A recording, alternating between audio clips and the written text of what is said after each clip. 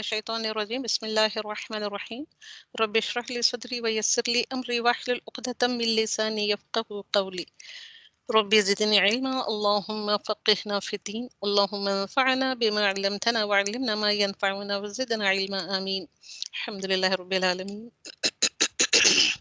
اللهم فقهنا وفقه أهلنا في الدين اللهم فقهنا وفقه أهلنا في الدين اللهم فقهنا وفقه أهلنا في الدين آمين ثم آمين.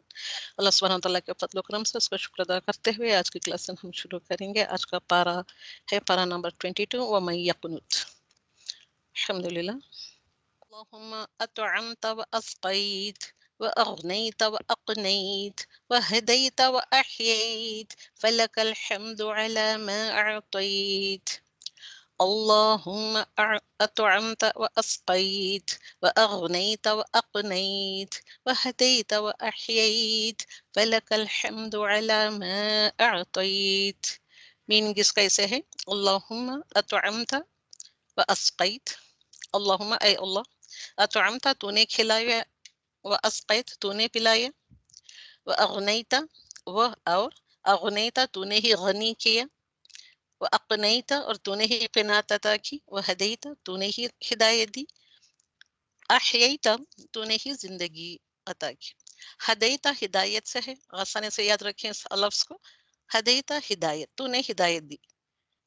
أحْيَيْتَ حیا حیا سے جو آتا ہے زندگی دینا، تو نے ہی زندگی دی. فلک الحمد اور ہم دعا میں اتنا فلک الحمد مانگتے ہیں، شکر تعریف اور شکر علامہ آتے جو بھی تو نے مجھ کو عطا کیا ہے اس کے اوپر ہم تیرا شکر ادا کرتے ہیں. تو یہ ہے آج کی دعا. تو پارا نمبر 21 کے اہم نکات دیکھیں گے. زکوٰۃ دینے سے مال بڑھتا ہے. نفس کو اللہ کی اطاعت کے لیے راغب کرنا جہاد اکبر ہے. نفس کو اللہ کی اطاعت کے لیے، اب کون آ رہے ہیں اللہ کی اطاعت میں اپنے آپ کو دینے کے لیے؟ کوئی نہیں آ رہا ہے. وہی 4 5 یا 6 7 عورتیں رہ گئی ہیں جو پرانی پچھلے کلاسوں سے چلے آنے والی ساری نئی عورتیں غائب ہو گئیں الحمدللہ.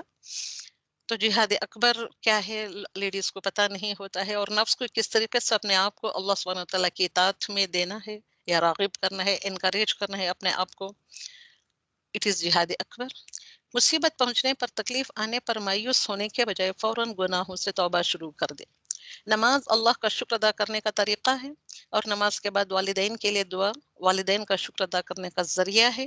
جیسے کہ اللہ سبحانہ وتعالیٰ نے فرمان فرمایا، جیسے کہ حکیم لقمان اپنے بیٹے کے کہتے ہیں یعنی اشکر لی ولی والدیک. قرآن مجید کی کثرت کے ساتھ تلاوت انسان کی بصیرت میں اضافہ کرتی ہے. کثرت سے تلاوت قرآن تمہاری بصیرت جو ہے، آنکھوں کی روشنی اور آنکھوں کے ذریعے سے جو تم الفاظ کو دیکھ کر جو سمجھتے ہیں، سمجھ جو پیدا ہوتی ہے اس کو تیز کرتی ہے، اس میں اضافہ کرتی ہے قرآن کی کثرت سے تلاوت. نفع و نقصان کا مالک صرف اللہ ہی ہے. رزق انسان کو موت کی طرح تلاش کر لیتا ہے، رزق خود بخود انسان کو تلاش کر لیتا ہے. نماز گناہوں کا بوجھ کم کرتی ہے. اللہ کے وعدوں پر شک نہیں کرنا چاہیے، یقین رکھنا چاہیے. زکوٰۃ اس نیت سے بھی دینی چاہیے کہ اللہ کا دیدار نصیب ہو. بچوں کی تربیت میں والدین کو محبت کا اظہار کرنا چاہیے، اس کے بعد نصیحت کرنی چاہیے، پہلے اعتماد دینا چاہیے. ہدایت پانے کے لیے جدوجہد ضروری ہے. اللہ کا ڈر حکمت لانے کا سبب بنتا ہے. بچوں کو سب سے پہلے شرک کے بارے میں بتانا چاہیے، اللہ سبحانہ وتعالیٰ کی پہچان کرانی چاہیے، عقیدہ مضبوط کرنا چاہیے، پھر اس کے بعد اس کے اوپر اخلاقیات بلڈ کرنا چاہیے. نماز سے تزکیہ نفس ہوتا ہے. توبہ کرنے کے بعد قبولیت کی امید رکھنی چاہیے. آج کے پارے کی چند ہائی لائٹس ایسے ہیں. علم کو اگلی نسلوں تک پہنچایا جائے. زیاد بن لبید رضی اللہ تعالیٰ عنہ سے روایت ہے، لبید بھی پڑھتے ہیں اس کو اور لبید بھی پڑھتے ہیں. لبید رضی اللہ تعالیٰ عنہ سے روایت ہے کہ نبی صلی اللہ علیہ وسلم نے کسی بات کا ذکر کر کے فرمایا کہ یہ اس وقت ہوگا جب علم اٹھ جائے گا. میں نے عرض کیا، اے اللہ کے رسول صلی اللہ علیہ وسلم، علم کیسے اٹھ جائے گا؟ حالانکہ ہم خود قرآن پڑھتے ہیں اور اپنے بیٹوں کو پڑھاتے ہیں اور ہمارے بیٹے اپنے بیٹوں کو. اس طرح نسل در نسل قیامت تک پڑھتے رہیں گے. تو فرماتے ہیں، اے زیاد، تیری ماں تجھ پر روئے. یعنی تم سمجھ نہیں رہے ہو، میں تو تمہیں مدینے کے سمجھدار لوگوں میں شمار کرتا تھا. کیا یہ یہود و نصارہ تورات اور انجیل نہیں پڑھتے؟ جیسے تم کہہ رہے ہو کہ تو ہم پڑھتے ہیں، اپنے بیٹوں کو پڑھاتی ہے اور ہمارے بیٹے ان کے بیٹوں کو پڑھائیں گے وغیرہ وغیرہ، کہتے ہیں رسول اکرم صلی اللہ علیہ وسلم کیا یہ یہود و نصارہ تورات اور انجیل نہیں پڑھتے لیکن اس کی کسی بات پر عمل نہیں کرتے؟ ہم بھی ایسے ہی کریں، جسٹ ثواب کے لیے پڑھ لیتے ہیں، ثواب کے لیے آ کر بیٹھ جاتے ہیں، مگر عمل کرنا نہیں ہوتا۔ ہمارے گھروں میں دیکھیے، ہمارے گھروں کا رتی رتی سٹائل، چھوٹے سے چھوٹا سٹائل بھی ہم ویسٹرن سٹائل کو اپنائے ہوئے یا باہر کے کلچر کو اپنائے ہوئے ہیں۔ ہم کہاں کے ہم مسلمان ہیں، اور پھر نماز ادا کرتے ہیں اور صلاح پڑھتے ہیں اور روزہ بھی رکھتے ہیں، کیا نہیں تو روزہ نہیں رکھ سکے تو اس کے پیسے ہم دے دیتے ہیں۔ اگر ہمارا سٹائل، ہر کوئی بھی اپنی اپنی زندگی کا سٹائل دیکھیے، اس میں رکھتے بھی ہم کمی بیشی نہیں کرتے، باقاعدگی کے ساتھ ہم باہر کے کلچر کو اپنائے ہوئے۔ تو ایسے ہے کہ لیکن وہ تورات اور انجیل پڑھتے ہیں یہود و نصارہ، مگر اس کے بعد پر عمل نہیں کرتے، تو علم آگے نہیں پھیلتا ہے۔ ایسا کر کے علم کیسے آگے پھیلتا ہے؟ جب تک کہ اس پر عمل نہ کیا جائے، کیونکہ لوگ کتابوں سے زیادہ، لیکچر سے زیادہ دوسروں کو بطور رول ماڈل دیکھنا چاہتے ہیں، رول ماڈل بننا چاہیے۔ آج کل کیا ہے، کتابوں کو پڑھتے ہیں، آج تک کتابیں نہیں پڑھتے، لیکچرز آج کل وہ بہت جو آ گئی ہیں ان کے لیکچر تھوڑا بہت سن لیتے ہیں، بس اتنا ہی ہے۔ اور بطور رول ماڈل لوگ جو دیکھنا چاہتے ہیں وہ دکھتے نہیں ہیں ان کو، اور پھر جب وہ دوسرے کے عمل میں کوئی چیز دیکھتے ہیں تو اس کو لینا بھی اور کرنا بھی آسان ہو جاتا ہے۔ جیسے رسول اکرم صلی اللہ علیہ وسلم رول ماڈل تھے سارے اصحاب کرام کے لیے، سارے مسلمانوں کے لیے، اس لیے ہم آپ صلی اللہ علیہ وسلم کی زندگی کو کاپی نہیں کرتے، ہر زبان کی ٹپ سے کہتے تو ہیں کہ آپ ہمارے رول ماڈل ہیں۔ اسی طرح یہ ہے کہ ہمیں صرف اپنے تک ہی علم کو نہیں رکھنا چاہیے، اسے آگے کی نسلوں میں بھی ٹرانسفر کرنا چاہیے۔ کیسے؟ اپنے آپ کو رول ماڈل بنا کر، یعنی کہ رسول اکرم صلی اللہ علیہ وسلم کے فٹ سٹیپس کو فالو کرتے ہوئے اگر ہم ویسے بنیں گے تو بچے بھی دیکھ کر اپنے گھر کا کلچر، اپنے گھر کا ماحول ویسے ہوگا تو وہ دیکھتے ہوئے وہ فالو کریں گے۔ تو آج کی دعا ہے ربی اعوذ بک من الکسل وسوء الکبر، ربی اعوذ بک من عذاب فی النار وعذاب فی القبر، ربی اعوذ بک من الکسل، اے میرے رب، اعوذ بک، میں تیری پناہ چاہتی ہوں، من الکسل سے، سستی سے، وسوء الکبر، اور بدترین بڑھاپے سے، سو مطلب برا یا بری یا بدتر، کبر مطلب بڑھاپا، بدترین بڑھاپے سے، ربی اعوذ بک، اے میرے رب، میں تیری پناہ مانگتی ہوں یا چاہتی ہوں، من عذابی، عذاب سے، فی النار، آگ کے عذاب سے تیری پناہ چاہتی ہوں، وعذاب فی القبر، اور قبر کے عذاب سے تیری پناہ چاہتی ہوں۔ اور آج کی حدیث مبارکہ ہے سیدنا ابو ہریرہ، حدیث نمبر 1326، یہ ترمیم البانی شیخ رحم اللہ، شیخ البانی رحم اللہ کی سلسلہ احادیث سے صحیح کردہ حدیث ہے۔ سیدنا ابو ہریرہ سے روایت ہے کہ رسول اللہ صلی اللہ علیہ وسلم نے فرمایا، میں نے جہنم میں جانے والے دو قسم کے لوگ ابھی تک نہیں دیکھے۔ وہ لوگ جن کے پاس گائیوں کی دموں کی طرح کوڑے ہوتے تھے، کوڑے مطلب وہ کیا کہتے ہیں اس کو، ہنٹر ہوا کرتے تھے، اور وہ ان سے لوگوں کی پٹائی کرتے تھے۔ اور نمبر سیکنڈ پوائنٹ، وہ عورتیں جو لباس پہننے کے باوجود برہنہ ہوں گی، لوگوں کو اپنی طرف مائل کریں گی اور خود ان کی طرف مائل ہوں گی۔ عورتیں مردوں کو اپنی طرف مائل کرتے ہیں اور خود عورتیں مردوں کی طرف مائل ہو جائیں گے۔ اس کے سربختی اونٹوں، ان کے سر کیا ہوتے ہیں عورتوں کے، سربختی اونٹوں کی کوہانوں کی طرح ہوں گے، یعنی کہ پیچھے اونچا جوڑا سا باندھ کر اس کے اوپر سر کو لپیٹ کر خوبصورت دکھیں گے۔ تو ایسے سربختی اونٹ کہتے ہیں جن کی ہمپ ہوتی ہے، ایسے عورتیں جنت میں داخل ہوں گی، نہ اس کی خوشبو پائیں گی۔ ہمپ بنا کر جو سر کے اوپر جو سٹائل سے اسکارفس لپیٹتے ہیں، ان کو یہاں پہ کہا جا رہا ہے ایسی عورتیں جنت میں داخل ہوں گی اور نہ اس کی خوشبو پائیں گی، حالانکہ اس کی خوشبو بہت دور سے ہی محسوس کی جاتی ہے۔ سورۃ الاحزاب کنٹینیوشن ہے، یہ کنٹینیو کرنے کے پہلے میں یہاں پہ سورۃ الاحزاب جو کل چھوڑ دیا تھا 20 آیتیں تھے اس میں، پارہ نمبر 21 میں، تو اس کو دیکھیں گے ہم۔ سورۃ الاحزاب آیت نمبر، میں نے اس بارے میں دو اور ان کے بارے میں بھی بتایا تھا آپ کو، حضرت زید بن حارثہ اور زینب بن جہش، ان کے بارے میں اس صورت میں بہت ساری باتیں آئی ہیں الحمدللہ۔ اور ہم نے یہ بھی پڑھا تھا کہ شاید 1-3-4 آیتیں ہو گئی تھی ہماری، اس میں 4 ہو گئی تھی. آیت نمبر 5. ہیں. لے پالکوں کو ان کے حقیقی باپوں کی طرف نسبت کر کے بلاؤ، اللہ کے نزدیک پورا انصاف یہی ہے. پھر اگر تمہیں ان کے حقیقی باپوں کا علم ہی نہ ہو، وہ تمہارے دینی بھائی اور دوست ہیں.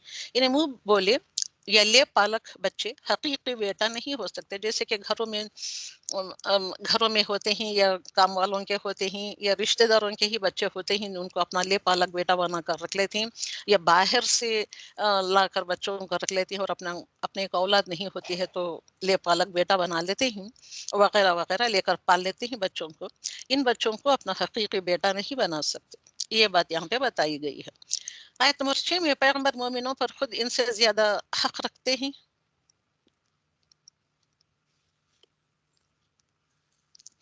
الحمدللہ.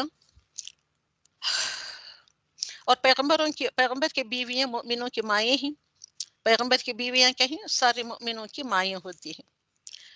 رشتہ دار کتاب اللہ کے روح سے بنسبت دوسرے مومنوں اور مہاجروں کے آپس میں زیادہ حقدار ہے، مگر یہ کہ تم اپنے دوستوں کے ساتھ حسن سلوک کرنا چاہو، یہ حکم کتاب الہی میں لکھا ہے. اسلامی معاشرے میں رسول اللہ صلی اللہ علیہ وسلم کے درجات و مراتب کیا ہیں، اور اس کے ساتھ ہی ام المومنین کے درجات کیا ہیں اسلامی معاشرے میں، کس طریقے سے ان کو فالو کرنا چاہیے، یہ اس آیت میں آپ کو بس ایک حکم دے دیا گیا ہے. مگر ہم میں سے کوئی اس حکم کو جانتا بھی نہیں اور فالو بھی کرنا نہیں چاہتا. ہم بس ایسے ہی جیے چلے جا رہے ہیں اپنے سیلیبریٹیز کو دیکھتے ہوئے، باہر کے کلچر کو اپنائے ہوئے. تو آیت نمبر 5-1 کا شان نزول ایسے ہے. یہ آیت اس وقت نازل ہوئی 1 سے لے کر 5 آیتیں. حضرت زینب کو طلاق دے چکے تھے. اب آپ کو پتا ہے کہ who is حضرت زید and who is حضرت زینب. اوکے، ان کو طلاق دے چکے تھے. اس وقت نبی صلی اللہ علیہ وسلم خود بھی یہ محسوس فرماتے تھے، اور اللہ سبحانہ وتعالیٰ کا ارشاد بھی یہی تھا کہ منہ بولے رشتوں کے، جو منہ بولے بچے ہوتے ہیں، اور رشتوں کے معاملے میں جاہلیت کے رسوم و اوہام پر ضرب لگانے کے لیے. جاہلیت کا یہ تھا کہ جب کسی کو اپنا منہ بولا بیٹا بنا لیتے تو اس کو جائیداد بھی عطا کرتا، just like they behave just like as their own children. they behave like that with them. الحمدللہ. تو یہ جاہلیت کا رسم ہے. اس کو نکالنے کے لیے، اس پر ایک مارنے کے لیے یہ آیتیں ڈالی گئی کہ یہ ٹھیک موقع ہے. اب حضرت زید لے پالک بیٹے تھے، حضرت زینب ان کی بیوی تھی. اب آپ کو خود آگے بڑھ کر اپنے منہ بولے بیٹے زید کی متعلقات سے نکاح کر لینا چاہیے تاکہ رسم قطمی طور پر ٹوٹ جائے، نکل جائے.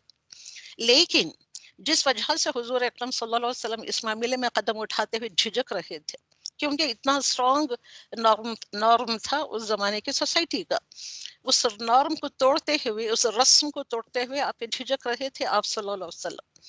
اور یہ خوف تھا کہ اسے کفار منافقین کو، جو پہلے ہی آپ صلی اللہ علیہ وسلم کے در پہ کامیابین سے جلے بیٹھے تھے، آپ کو ستا رہے تھے، آپ کے اوپر آپ کو اتنی باتیں کر رہے تھے، آپ صلی اللہ علیہ وسلم کے خلاف پروپیگنڈا کرنے کے لیے زبردست ہتھیار مل جائے گا اس ایک بات سے کہ آپ نے لے پالک بیٹے کی بیوی سے نکاح کر لیا. تو ان کو تو ایک زبردست ہتھیار مل جائے گا ان کو ستانے کے لیے، غلط پروپیگنڈا کرنے کے لیے.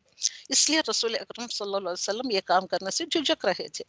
یہ خوف اپنی بدنامی کے اندیشے کا نہ تھا. اپنی بدنامی ان کو یہ نہیں تھی، بلکہ اسلام کو کہیں یہ زخم پہنچے، تکلیف پہنچے اسلام کو وغیرہ وغیرہ، اس سے وہ ڈرا کرتے تھے. یہ اس سے جھجک رہے تھے، کہیں اسلام کو اتنی مشکل سے، اسلام کو اتنی اونچا کھڑا کرنے کے بعد میرے ایک قدم اٹھانے سے کہیں اسلام کو زخم نہ پہنچے.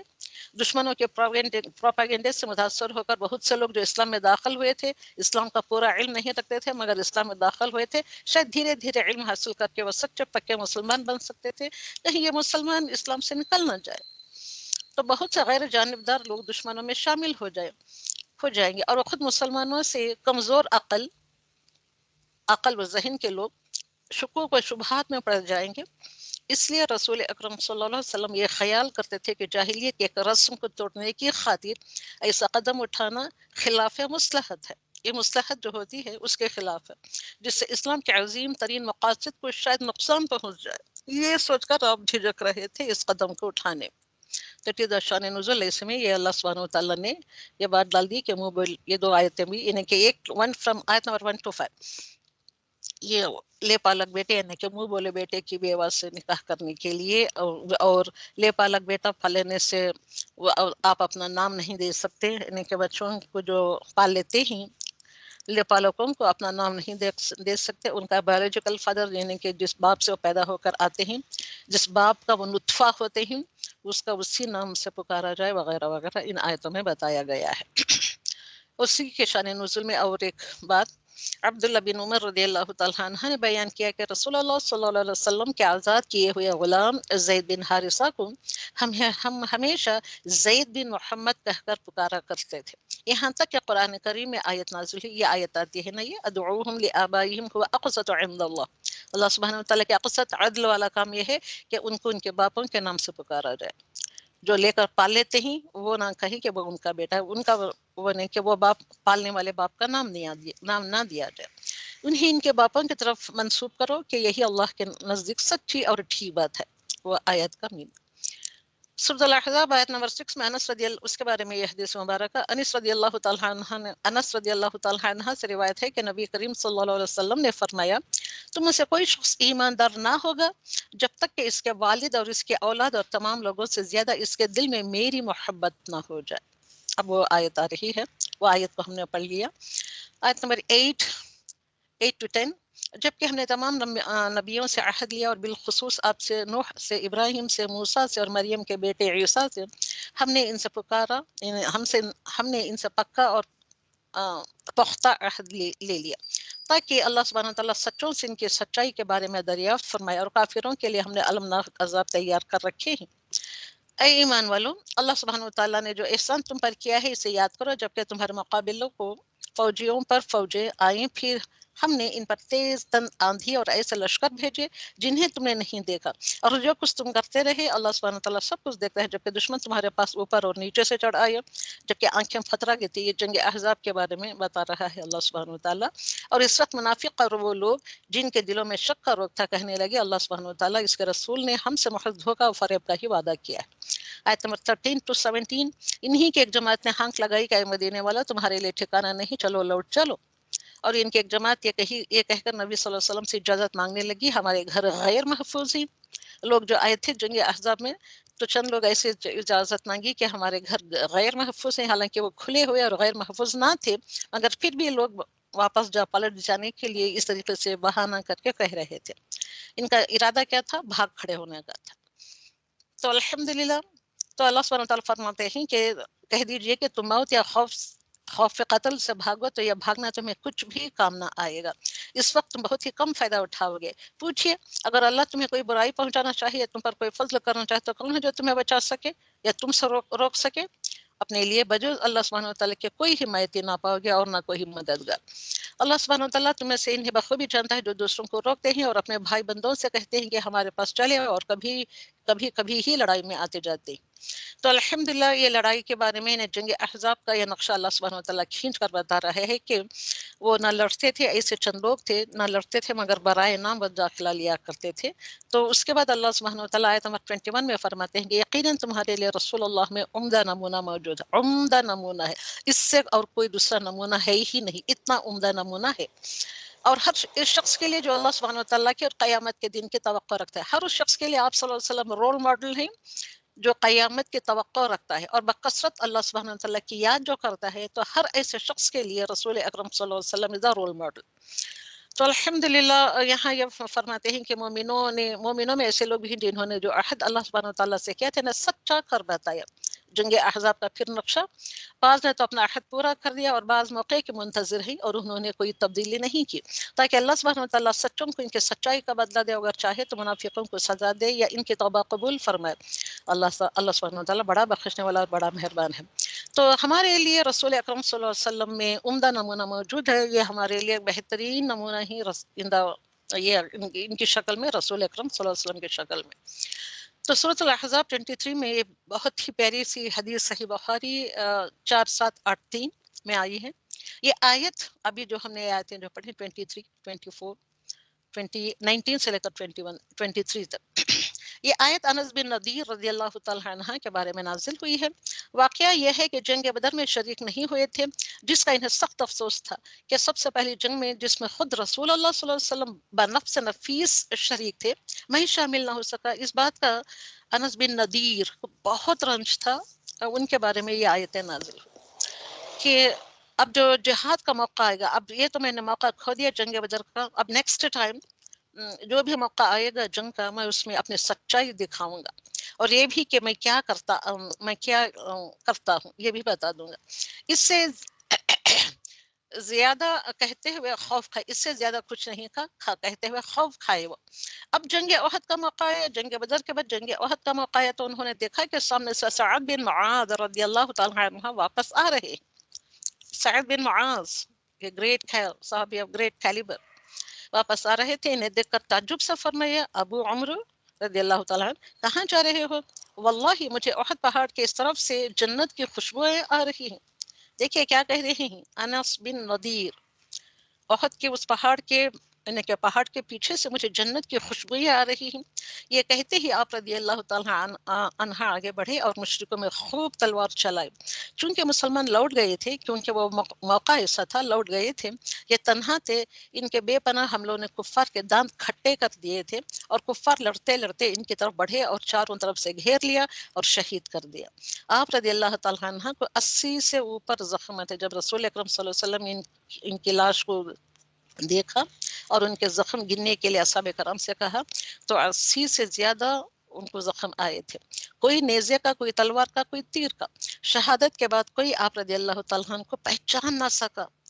انس بن نذیر، ان کا The Beautiful the Story of انس بن نذیر تو آپ کو سیرہ کی کتابوں میں مل جائے گا۔ انہی کے بارے میں یہ آیت نازل ہوئی، اور یہی ایسے تھے جنہوں نے جو کہا تھا کر دکھایا، اس کے بارے میں وہ سچے کے بارے میں وہ آیت نازل ہوئی۔ تو نبی صلی اللہ علیہ وسلم کی ذات میں بہترین نمونہ کس میں ہم کو وہ بہترین نمونہ ہم کو بنانا ہے؟ اپنے عبادات میں، اپنے اخلاق میں۔ ہم کتنا بھی کہہ لیں ہم اپنے اخلاق میں اپنے آپ کو اونچا نہیں اٹھا پاتے، ہمارے وہی شکوے شکایتیں رہیں گے، وہی لوگوں کی باتیں رہیں گے، وہی کلچر ہوگا ہمارا، ہم اپنے آپ کو اخلاقیات میں نہیں اٹھاتے۔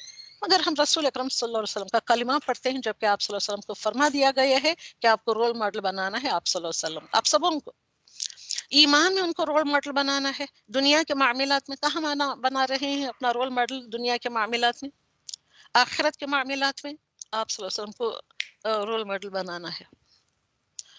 الحمدللہ۔ اور آیت نمبر 25، 26، 27 میں آپ صلی اللہ علیہ وسلم فرما رہے، اللہ سبحانہ تعالیٰ فرماتا ہے کہ اللہ سبحانہ تعالیٰ نے کافروں کو غصے میں بھرے ہوئے ہی نامراد لوٹا دیا، انہوں نے کوئی فائدہ نہیں پایا۔ اور اس جنگ میں اللہ سبحانہ تعالیٰ خود ہی مومنوں کو کافی ہو گئے۔ اللہ سبحانہ تعالیٰ بڑی قوت والا غالب ہے۔ تو الحمدللہ، اور اس نے تمہیں ان کی زمینوں کا اور ان کے گھروں کا اور ان کے مال کا وارث کر دیا، اور اس زمین کا بھی جس کو تمہارے قدموں نے روندھا نہیں۔ اللہ سبحانہ وتعالی ہر چیز پر قادر ہے۔ اب یہاں بات ہو رہی ہے ان 4 آیتوں میں بنو قریظہ کی ذلت آمیز تباہی کے بارے میں بات کر رہا ہے۔ تو اور اللہ سبحانہ وتعالی فرماتے اے نبی اپنی بیویوں سے کہہ دو کہ اگر تم زندگانی دنیا اور زینت دنیا چاہتی ہو، بنی قریظہ کے بارے میں ان کی ذلت اور مستباہی کے بارے میں باتیں بتا کر اللہ سبحانہ وتعالی فوراً پلٹتے ہیں، نبی کریم صلی اللہ علیہ وسلم کو یہ آرڈر کرتے ہیں کہ ساری دنیا کے لوگوں کو بتا دو کہ اپنی بیویوں سے کہہ دو کہ اگر تم زندگانی دنیا یعنی کہ دنیا کی زندگی چاہتے ہو، دنیا کی زینت چاہتے ہو، تو آؤ میں تمہیں کچھ دے دلا کر تمہیں اچھائی کے ساتھ رخصت کر دوں۔ کیونکہ ام المومنین اس کے بعد جنگوں کے بدلنے کے خاص کر جنگ خیبر کے بعد جو بہت زیادہ معلومات آیا تھا ملا تھا، تو انہوں نے ہم کو ہمارا جو وظیفہ جو مقرر کر رکھا تھا رسول اللہ صلی اللہ علیہ وسلم، ان کا یعنی کہ جیب خرچ یعنی کہ ان کا کھانا دان پانی جو مقرر کر رکھا تھا، اس میں سے زیادہ کی ڈیمانڈ کی وغیرہ وغیرہ۔ اس سے یہاں پہ اللہ سبحانہ وتعالیٰ نے اسے فرما دیا، اور اگر تمہاری مراد اللہ اور اس کا رسول اور آخرت کا گھر ہے تو یقین مانو کہ تم میں سے نیک کام کرنے والیوں کے لیے، والیوں کر کے عورت کے صیغے میں کہہ رہا ہے اللہ سبحانہ وتعالیٰ، نیک کام کرنے والیوں کے لیے اللہ سبحانہ وتعالیٰ نے بہت زبردست اجر رکھ چھوڑے ہیں۔ اے نبی کی بیویوں، تم میں سے جو بھی کھلی بے حیائی کا ارتکاب کرے گی اسے دوہرا ادھورا عذاب دیا جائے گا، اور اللہ سبحانہ وتعالیٰ کے نزدیک بہت ہی سہل سی بات ہے، بہت ہی آسان ہے، وَعَلَى اللَّهِ وَكَانَ عَلَى اللَّهِ يَسِيرًا۔ تو یہاں نبی کی بیویوں کو، پہلے نبی کی بیویوں کو خطاب ہے، اس کے بعد ساری مسلمان عورتوں کو یہ خطاب ہے. تو اب ان کے مقابلے میں، آیتوں کے مقابلے میں ہم اپنے آپ کو دیکھیں، ہم کیا کرتے ہیں. اللہ سبحانہ وتعالیٰ کے ازواج مطہرات کو سرزش ان کے کس طریقے سے ڈانٹ پلائی ہے. کیا آپ دنیا کی زینتیں چاہتی ہیں تو اس کی روشنی میں، ان آیتوں کی روشنی میں رکھ کر اپنے آپ کا محاسبہ کریں. اور یہاں اللہ سبحانہ وتعالیٰ نے کیسے فرمایا ہے امہات المومنین کے لیے، اگر آپ دنیا کی زینتیں چاہتی ہیں، اللہ اور اس کے رسول سے پیار، آخرت میں بہترین گھر ملے گا، یا اگر کوئی غلطی یا گناہ ہو جائے تو ظہوری سزا ملے گی. تو یہ نبی کی بیویوں کو بھی ہے اور ساری مؤمن بیویوں کے لیے بھی یہی بات ہے. کیا چاہتے ہیں آپ؟ الحمدللہ رب العالمین. تو سوچیں آپ، الحمدللہ رب العالمین. آیتیں کنٹینیو ہوتی ہیں. وَمَن يَقْنُتْ مِنكُنَّ لِلَّهِ وَرَسُولِهِ، آیت نمبر 31. وَتَعْمَلَ صَالِحًا، اوکے، وَتَعْمَلَ صَالِحًا نُؤْتِهَا أَجْرَهَا مَرَّتَيْنِ وَأَعْتَدْنَا لَهَا رِزْقًا كَرِيمًا. اور اس کے بعد اعلیٰ مقام اور بڑی ذمہ داری کا پوسٹ ہے امہات المومنین. اوکے، تو یہاں یہ بات فرمائی جا رہی ہے، وَمَن يَقْنُتْ مِنكُنَّ، تم میں سے، تم عورتوں میں سے، یقنت جو فرما بردار ہوں گی، وَمَن يَقْنُتْ جو کوئی فرما بردار ہوں گی، یعنی کہ قانتہ ہوگی، یعنی کہ فرما بردار ہوگی، ایکسو ہوگی. کس کے لیے؟ للہ و رسولہ، اللہ اور اس کے رسول کے لیے. وتعمل صالحا، اللہ اور اس کے رسول کے لیے نیک کام، فرما بردار رہے گی، قانت رہے گی. اور تعمل عملا صالحا، یعنی کہ عمل صالحہ کرے گی، یعنی کہ نیک کام کرے گی. نؤتیہا اجرہا، تو ہم اس کو دیں گے کتنا اجر؟ مرتين، ڈبل آف دا اجر اس کو دیں گے.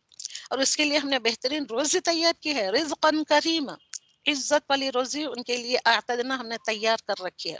پھر اگین، یا نساء النبی، نساء نبی، وہ نبی کی بیویوں، لستن کاحد من النساء، تم اے نبی کی بیوی، تم عام عورتوں کے جیسے نہیں ہو. تم اوکے، کاحد من النساء، اوکے، عام عورتوں کی طرح نہیں ہو.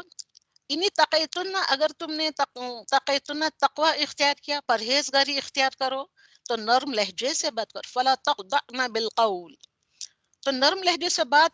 فلا کہہ رہا ہے اللہ سبحانہ وتعالیٰ سے the word لا تخضعن بالقول، نرمی سے بات نہ کرو، لہجے میں نرمی نہ اختیار کرو.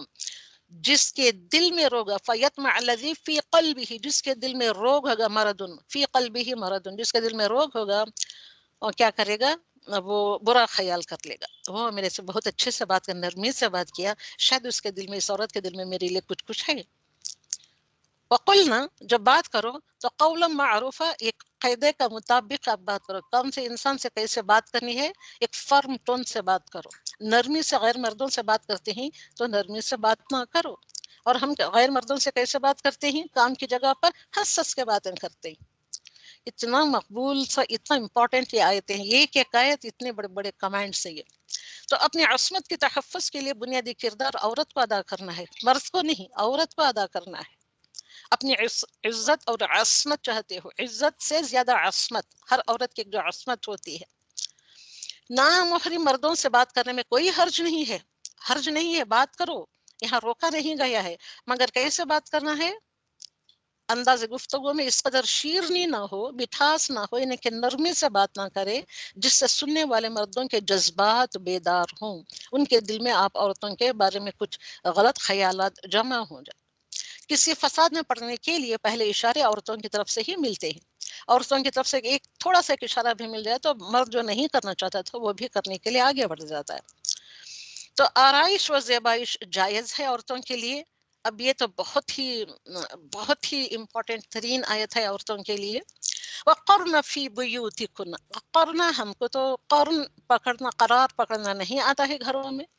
اپنے گھروں میں، فی بیوتکن، اپنے گھروں میں، تم اپنے گھروں میں قرن پکڑو، قرار پکڑو، یعنی کہ قرار سے رہو، سکون سے رہو، قرار سے رہو. وَلَا تَبَرَّجْنَ تَبَرُّجَ الْجَاهِلِيَّةِ الْأُولَى، یہ الفاظ ہم کو شاید ہم نے پہلے کبھی بھی نہیں سنے ہوں گے، ہم کو پتہ بھی نہیں ہے. اور قدیم جاہلیت کے زمانے میں، تبرج جاہلیت میں، جو تم جاہلیت کے دور میں تبرج کیا کرتے تھے، تبرج کرنا، بناؤ سنگھار کرنا، دکھاوا کرنا، شو آف کرنا نہ کرو، اور نماز ادا کرتی رہو. وَأَقِمْنَ الصَّلَاةِ، وَأَقِمْنَا دیکھیں عورتوں کا صیغہ ہے وَأَقِمْنَا الصَّلَاةَ وَآتَيْنَا الزَّكَاةَ وَأَطِعْنَا، سب عورتوں کا صیغہ وَأَطِعْنَا اللَّهَ وَرَسُولَهُ، اور اطاعت کرو اور اللہ رسول کی. اقمنا الصلاة، صلاۃ کو قائم کرنے والی بن جاؤ اے نبی کی بیویوں.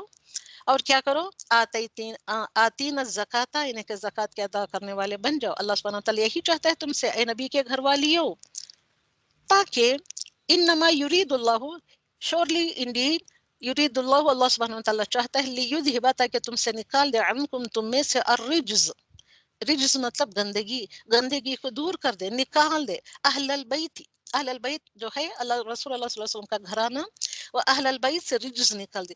رتی رائے کے دانے برابر بھی اگر غلطی ہے یا کچھ رجز ہے، گندگی ہے، تو اس کو بھی دور کر کے وَيُطَهِّرَكُمْ تَطْهِيرًا، یطہر کر دے تم سب کو، کم مطلب تم سب کو، تطہیرا خوب پاک و صاف کر دے. اوکے، تو ازواج مطہرات کے لیے نبی کریم صلی اللہ علیہ وسلم کی خاص وصیت دیکھیے. پہلے مقادم ازواج الرسول، اس کے بعد ساری عام عورتیں.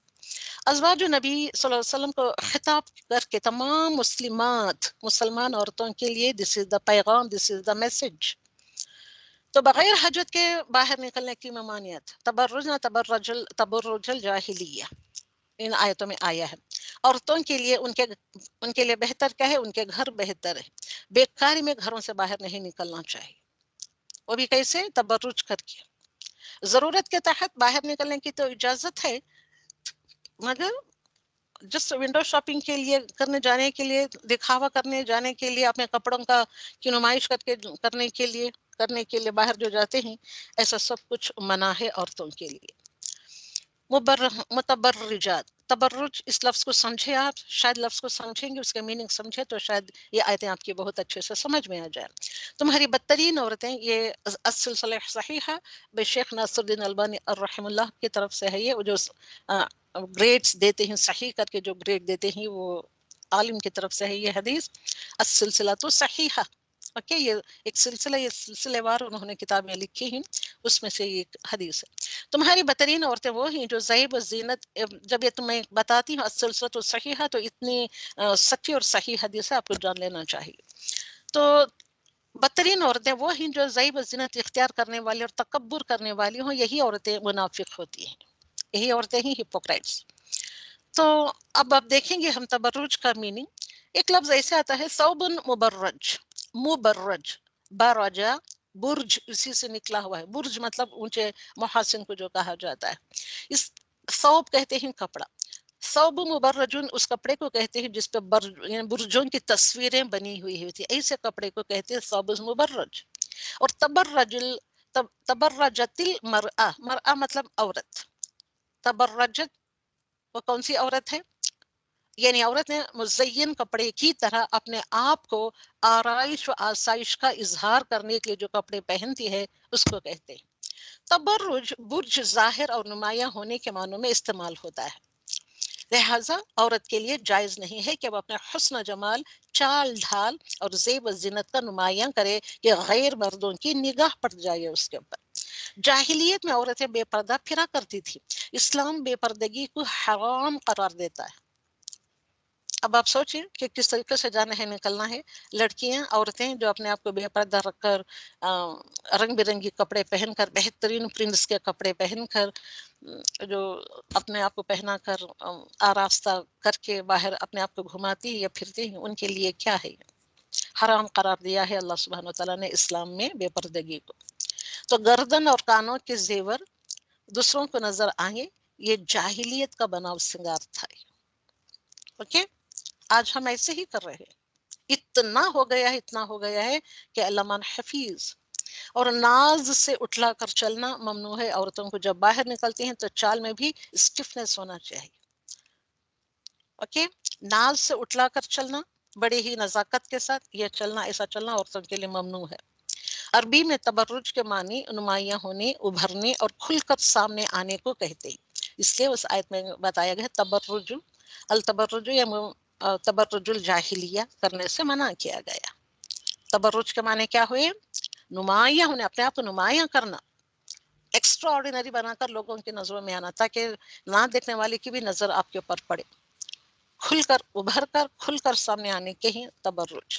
تو تبرج کیا ہے؟ تبرج کے میننگز میں اتنے سارے چیزیں آتی ہیں.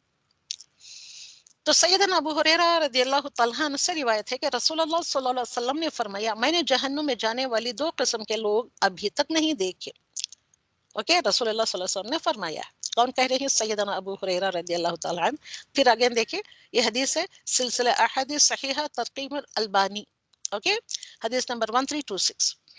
تو نمبر 1 وہ لوگ جن کے پاس گائیوں کی دموں کی طرح کوڑے ہوتے ہیں، نمبر 1، اور وہ ان سے لوگوں کی پٹائی کرتے ہیں، نمبر 1 پوائنٹ. نمبر 2، وہ عورتیں جو لباس پہننے کے باوجود برہنہ ہوں گی. یعنی کتنے ٹائٹ کپڑے جو آج کل آپ وہ ٹائٹس پہن لیتی ہیں عورتیں، کوئی بھی ایک فراک اوپر ڈال کر نیچے ٹائٹس پہن لیتی ہیں، یا اتنے چھوٹے شارٹ کپڑے پہن کر چلتی ہیں.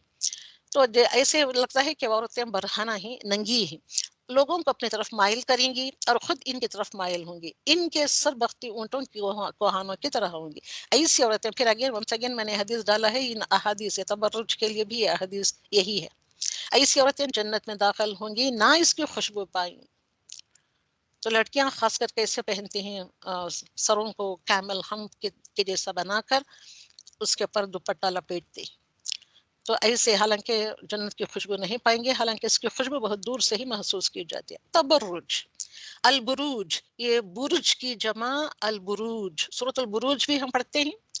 تبرج المرأتی کے معنی کیا ہوتے ہیں؟ عورت اپنے قصر سے، قصر کہتے ہیں اپنے گھر سے ظاہر ہوئی، جیسا کہ ان دونوں آیتوں میں ہے. وقرن فی بیوتکن ولا تبرجن تبرج الجاہلیہ الاولی، آیت نمبر 33 سورۃ الاحزاب. اور اپنے گھروں میں ٹھہری رہے، اور جس طرح پہلے جاہلیت کے زمانے میں اظہار تجمل کر کے اپنے محلات سے نکلا کرتی تھی، اس طریقے سے نہ نکلا کرو. اسی طرح اب مت نکلو، زینت نہ دکھاؤ، غیر متبرجات بزینتی، بشرطے کہ اپنے زینت کی چیزیں ظاہر نہ کریں. تو آج کل کا تبرج کیا ہے دیکھیں. میں اس لفظ کو اچھے سے سمجھانے کے بعد آگے بڑھوں گی. میں دوسری آیتیں کراؤں، جنگ والی آیتیں کراؤں یا نہ کروں، کیونکہ اس کو ڈیٹیل میں پڑھنا پڑتا ہے، مگر یہ جو چیزیں ہمارے لیے بے حد ضروری ہیں ان کو دیکھیں. تو آج کل کا تبرج کیا ہے؟ وہ تبرج الجاہلیہ تھا. آج کل کا تبرج کیا ہے؟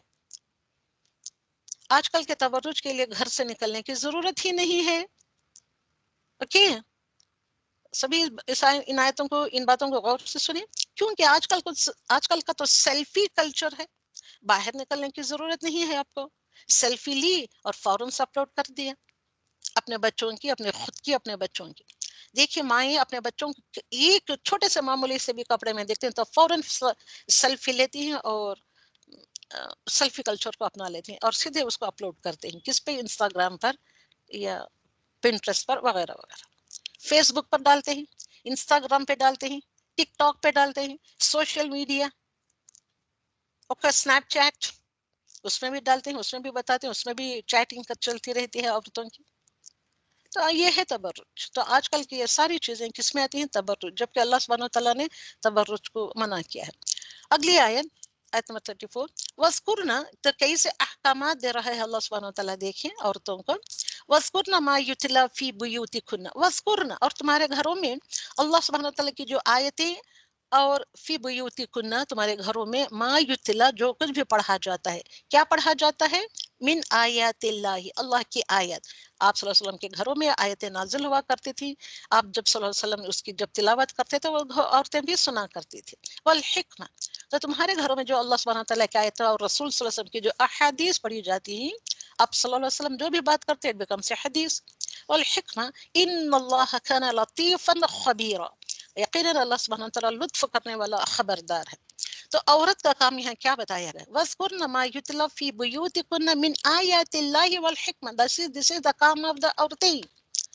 پڑھنا ہے اور لکھنا بھی ہے. صرف پڑھنا سن لے کر بیٹھ جانا جو چند عورتیں کرتی ہیں، یہ ایسے نہیں کرنا ہے. پڑھنا بھی ہے اور لکھنا بھی ہے. تو مردوں اور عورتوں کے لیے 10 پسندیدہ اوصاف یہاں پہ بتائے گئے ہیں اس آیت میں. اوکے، ان المسلمین والمسلمات والمؤمنین والمؤمنات والقانتین والقانتات والصادقین والصادقات والصابرین والصابرات. مسلمان مرد اور عورتیں، مؤمن مرد اور مومن عورتیں، قانتین مرد اور قانتات قانتین عورتیں، والصادقین مرد اور عورتیں، والصابرین والصابرات صابرین مرد اور صابرین عورتیں، والخاشعین والخاشعات یعنی کہ خشوع اختیار کرنے والی، ڈر اختیار کرنے والی، اللہ سبحانہ تعالیٰ کا علم حاصل کر مرد اور عورتیں، والمتصدقین والمتصدقات والصائمین والصائمات والحافظین فروجهم والحافظات والذاکرین اللہ کثیرا. متصدق سچائی سے ٹروتفل جو ہوتی ہے مرد اور عورتیں، صائمین روزہ رکھنے والے مرد اور عورتیں، حافظین حفظ کرنے والے یعنی کہ حفاظت کرنے والے، فروجہم ان اپنے اپنے شرمگاہوں کی مرد اور عورتیں، والحافظات عورتوں کو کے لیے بھی ہے اور مردوں کے لیے بھی، والحافظات اور حفظ کر کے حفظ کرنے والے مرد اور عورتیں، والذاکرین اللہ کثیرا اور ذکر کرنے والے مرد اور عورتیں جو بہت زیادہ کثرت سے کرتے ہیں، والذاکراتی تو ذاکرین مرد، ذاکرات عورتیں، اعد اللہ اللہ سبحانہ تعالیٰ نے تیار کر رکھا ہے اور لہم ان کے لیے مغفرت بہت ہی بڑا مغفرت اور اجر عظیم جس کو تم بیان ہی نہیں کر سکتے، اتنا بڑا عظیم اجر ایسے عورتوں اور مردوں کے لیے تیار کر رکھا. تو یہ 10 پسندیدہ صفات ہیں مردوں اور عورتوں کے لیے. اوکے، اس کے بعد آتے ہیں وَمَا كَانَ لِمُؤْمِنٍ وَلَا مُؤْمِنَةٍ، نہ مومن مرد کے لیے اور نہ مومن عورت کے لیے، اذا قضى اللہ رسولہ امرا جب کسی چیز کا حقیقی جو سچے مومن ہوتے ہیں اور جو مؤمنہ عورت ہوتی ہے ان کا طرز عمل کیا ہونا چاہیے، یہ ہونا چاہیے یکون لهم الخير من امرهم ومن يعص الله ورسوله فقد ضل ضلالا مبینا. تو الحمدللہ یہ چیزیں بتائی گئی ہیں کہ اس طریقے کا طرز عمل اختیار کرنا چاہیے، اور کہتے ہیں کہ یاد کرو جب کہ اس شخص سے کہہ رہا تھا اللہ سبحانہ وتعالیٰ جس پر اللہ سبحانہ وتعالیٰ نے انعام کیا تھا، اور تو نے بھی تو اپنی بیوی کے پاس، تو اپنی بیوی کو اپنے پاس رکھ اور اللہ سے ڈر، اور تو اپنے دل میں وہ بات چھپائے ہوئے تھا. تو یہاں پہ یہ ہے، یہ آیت اس لیے میں نے ڈالا ہے ترجمے کے ساتھ، فلما قضى زید منها وطرا، تب زید نے اپنی بیوی کے ساتھ وطر کر لیا یعنی کہ مل گیا، یعنی کہ ان کے ساتھ مباشرت کی، انہیں کہ وہ اپنی ضرورت پوری کر لی. زوجناکها لكي لا يكون على المؤمنين حرج. اوکے، تو یہ جب اس نے اپنی زوجنا کہا اپنے زوج سے اپنا وطرا کر کے اپنی ضرورت پوری کر لی، لكي لا يكون على المؤمنين، تو مومنوں کو کوئی حرج نہیں ہونا چاہیے، فی ازواج ادعیائہن اذا قضوا منہن وطرا. اور یہاں پہ جب زید کا نام یہاں پہ آیا کیا، فلما قضى زید، تو الحمدللہ جب کہ زید نے اپنی عورت سے اپنی غرض پوری کر لی، ہم نے اسے تیرے نکاح میں دے دیا. تو اس میں مومنوں کو کوئی حرج نہیں ہونا چاہیے، تاکہ مسلمانوں پر اپنے لے پالک کی بیویوں کے بارے میں کسی طریقے کی تنگی نہ رہے، جبکہ وہ اپنی غرض ان سے پوری کر لے. اللہ کا یہ حکم تو ہو کر ہی رہنے والا ہے. تو جو چیز اللہ سبحانہ تعالیٰ نے اپنے نبی کے لیے مقرر کی ہے، ان میں نبی پر کوئی حرج نہیں. یہی اللہ سبحانہ تعالیٰ کا دستور ہے، ان میں بھی رہا جو پہلے ہوئے، اور اللہ سبحانہ تعالیٰ کے کام کے اندازے، اللہ سبحانہ تعالیٰ کے کام اندازے پر مقرر کیے. یہ سب ایسے تھے کہ اللہ سبحانہ تعالیٰ کے احکام پہنچایا کرتے تھے، اور اللہ ہی سے ڈرتے تھے، اور اللہ کے سوا کسی سے نہ ڈرتے تھے. تو اللہ سبحانہ تعالیٰ حساب لینے کے لیے کافی ہے. ما كان محمد آبا احد من رجالکم، تو اللہ سبحانہ تعالیٰ فرما رہے لوگوں سے تمہارے مردوں میں سے کسی کے باپ محمد رسول اللہ صلی اللہ علیہ وسلم نہیں ہے، کسی کے باپ نہیں ہے رسول اللہ صلی اللہ علیہ وسلم. زید بن محمد کہہ کر نہیں پکارو، اوکے، مردوں میں سے کسی کے باپ نہیں ہے، لیکن آپ صلی اللہ علیہ وسلم اللہ سبحانہ وتعالیٰ کے رسول ہے. واٹ از رسول اللہ صلی اللہ علیہ وسلم؟ اللہ سبحانہ وتعالیٰ کے رسول ہے، اور تمام نبیوں کے ختم کرنے والے، کہ آپ خاتم النبیین ہیں. وَكَانَ اللَّهُ بِكُلِّ شَيْءٍ عَلِيمًا، اللہ سبحانہ وتعالیٰ ہر چیز کا بخوبی جاننے والا ہے. یا ایھا الذین آمنوا اذکروا اللہ ذکرا کثیرا، اللہ سبحانہ وتعالیٰ کا کثرت کے ساتھ ذکر کرو. وسبحوہ بکرۃ وعصیلا، صبح شام اس کے پاکیزگی بیان کرو. اتنے امپورٹنٹ یہ سب احکامات ہیں، کتنا چل رہے ہیں، کتنے لوگ پڑھ رہے ہیں اور جان رہے ہیں. وہی ہے جو تم پر اپنی رحمتیں بھیجتا ہے، اس کے فرشتے تمہارے لیے دعائے رحمت کرتے ہیں تاکہ وہ تمہیں اندھیروں سے اجالے کی طرف لے آئے، اور اللہ سبحانہ وتعالیٰ مؤمنوں پر رحیم ہے. اللہ کا ذکر آسان اور اجر عظیم پانے والا عمل ہے. ذکر اللہ، نمبر 1 ذکر از دا صلاح، نمبر 2 ذکر از دا تلاوت قرآن، نمبر 3 از دا تسبیحات وغیرہ وغیرہ، اذکار و تسبیحات وغیرہ. اللہ کا ذکر تمام چیزوں سے محبوب عمل ہے. تو حضرت سنن ابن ماجہ حدیث نمبر 3809 میں فرماتے ہیں، حضرت نعمان بن بشیر رضی اللہ تعالیٰ عنہ سے روایت ہے کہ رسول اللہ صلی اللہ علیہ وسلم نے فرمایا تم لوگ اللہ کی عظمت کو جو ذکر کرتے ہو یعنی تسبیح سبحان اللہ، تحلیل لا الہ الا اللہ و تحمید الحمدللہ کے الفاظ کہتے ہو، وہ عرش کے ارد گرد چکر لگاتے، ان کی ایسی بھن بھناہٹ ہوتی ہے جیسے شہد کی مکھیوں کی بھن بھناہٹ ہے، وہ اپنے کہنے والے کا اللہ کے دربار میں ذکر کرتے، وہ کلمے خود ذکر کرتے ہیں۔ کیا تم نہیں چاہتے کہ اللہ کے دربار میں تمہارا ذکر ہوتا رہے؟ کیا تم نہیں چاہتے؟ رسول اللہ صلی اللہ علیہ وسلم پوچھ رہے، کیا جواب دو گے آپ؟ ہم بیٹھ کر سستی کے مارے ادھر ادھر پڑھ رہے ہوتے ہیں، لڑ رہے ہوتے ہیں، اینٹ رہے ہوتے ہیں، مگر اللہ کا ذکر ہم نہیں کریں گے۔ ادھر ادھر کے وہاں گئے تھے، کیا یہ ہوا تھا، کیا وہ ہوا تھا، بیکار کی باتیں ہم کرنے میں لگے ہوئے تھے، مگر اللہ کا ذکر ہم نہیں کرتے۔ دیکھیے اب ہم کس طریقے سے ٹائم ویسٹ آف کرتے۔ تو النبی صلی اللہ علیہ وسلم قال کلمتان خفیفتان، دو کلمے خفیف ہیں، بہت ہی ہلکے ہیں، کہاں پہ؟ علی اللسان، لسان پر، زبان پر دو کلمے بہت خفیفتان، بہت ہی ہلکے ہیں، ثقیلتان فی المیزان، مگر یہی دو کلمے میزان پر بڑے ہی بھاری ہیں، حبیبتان الی الرحمن، اور رحمان کو بہت کیا ہے، حبیبتان ہیں، وہ دو کلمے بہت پیارے ہیں۔ کون سے وہ دو کلمے؟ سبحان اللہ العظیم، سبحان اللہ وبحمدہ، سبحان اللہ العظیم و سبحان اللہ وبحمدہ، یہ دو کلمے صحیح۔ حدیث نمبر 6406۔ تو یہاں پہ ان تمام آیتوں میں مجھے آیتیں چھوڑنے ہی نہیں ہو رہا ہے، نبی اکرم صلی اللہ علیہ وسلم کی کیا خصوصی شان ہے، ویری گریٹ اینڈ اسپیشل شان ہے، ان کو بتایا جا رہا ہے۔ تحیتہم یوم یلقونہ السلام، جس دن یہ اللہ سبحانہ وتعالیٰ سے ملاقات کرتے ہیں، یلقونہ ملاقات کرتے ہیں، تحیتہم ان کا تحفہ سلام ہوگا ان کے لیے، یہی ہے التحیہ۔ تحیہ مطلب التحیت یعنی کہ اللہ سبحانہ وتعالیٰ کو سلام پیش کرنے کا وہ طریقہ، ان کے لیے اللہ سبحانہ وتعالیٰ نے باعزت اجر تیار کیا، باعزت۔ یا ایھا النبی، اے نبی، انا ارسلنا کا، ہم نے کیا بنا کر بھیجا ہے آپ کو؟ شاہدا و نذیرا و نذیرا، بشیرا و نذیرا، شاہد بنا کر بھیجا ہے، پہلے ہے شاہد، شاہد مطلب گواہی، ہم انہیں گواہ بنا کر بھیجا ہے، خوشخبری دینے والا بنا کر بھیجا، نذیرہ اور انذار کرنے والا بنا کر بھیجا۔ دس از دا خصوصی شان آف رسول اللہ صلی اللہ علیہ وسلم، اوکے۔ وداعیا الی اللہ باذنہ وسراجا منیرا، اور اللہ سبحانہ تعالیٰ کے حکم سے اس کی طرف بلانے والا، اللہ سبحانہ تعالیٰ کی طرف بلانے والا، کس کے حکم سے؟ اللہ کے ہی حکم سے، اور یہ سراج منیرا ہی رسول اللہ صلی اللہ علیہ وسلم روشن چراغ ہے۔ وبشر المؤمنین، مومنوں کے لیے خوشخبری ہے، بان لهم من اللہ فضلا کبیرا، اور ان کے لیے اللہ سبحانہ تعالیٰ کی طرف سے بہت بڑا فضل ہے۔ ولا تطع الکافرین والمنافقین، کافر اور منافقین کو کہنا نہ مانیے، ولا تطع، ان کو فالو نہ کرو، کہنا نہ مانو، وتوکل علی اللہ، اور اللہ پر توکل کرو، وکفی باللہ وکیلا۔ یا ایھا الذین آمنوا اذا نکحتم المؤمنات، یہاں پہ ہر ایک آیت اتنا بڑے گریٹ کمانڈ ہے، میں کیسے چھوڑوں ان لوگوں کو، میں اوورال کہہ کر آگے نہیں بڑھ پا رہی ہوں۔ اے مومنو، جب تم مومن عورتوں سے نکاح کرو، پھر ہاتھ لگانے سے پہلے طلاق دے دے تو ان پر تمہارا کوئی حق عدت کا نہیں جسے تم شمار کرو، تو ایسے عورتوں کے لیے کوئی عدت نہیں ہے۔ بس تم کچھ نہ کچھ انہیں دے دو، اور بھلے طریقے سے، بھلے طریقے سے مطلب سرحوہن، بھلے طریقے سے انہیں رخصت کر دو، سراحن جمیلا، خوبصورت طریقے سے ان کو رخصت کر دو۔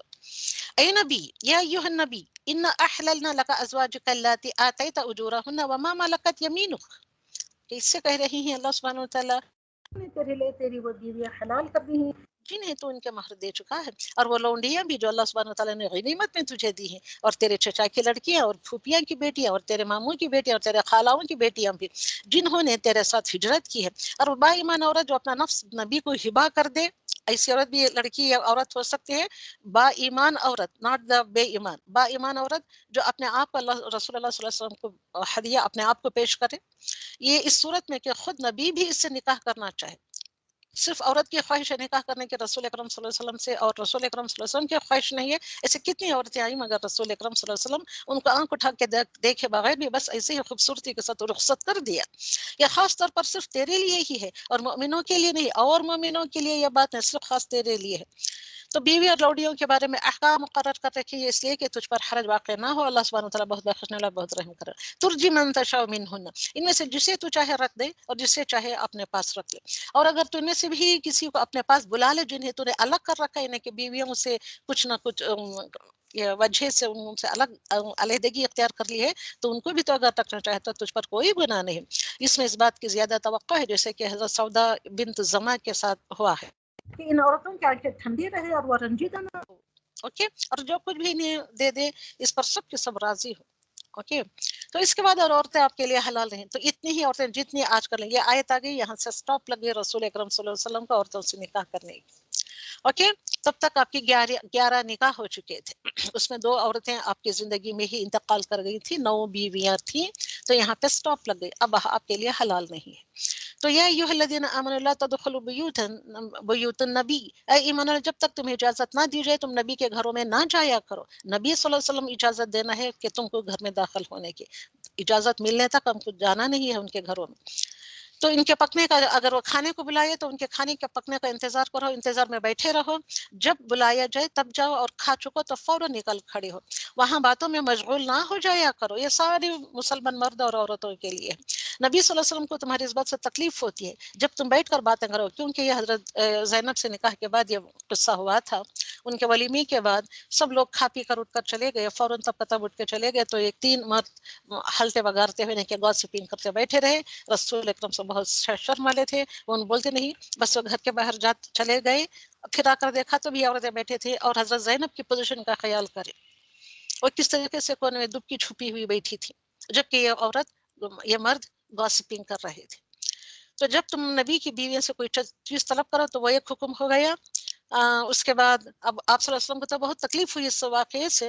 آپ جا رہے تھے, آ رہے تھے, جا رہے تھے, آ رہے تھے. حضرت انس بن مالک کی یہ حدیث ہے, بہت بڑی لمبی حدیث, آپ پڑھ کر دیکھیں. آپ جب تم نبی صلی اللہ علیہ وسلم کی بیویوں سے کوئی چیز طلب کرو تو پردے کے پیچھے سے طلب کرو. پھر اندر حکم.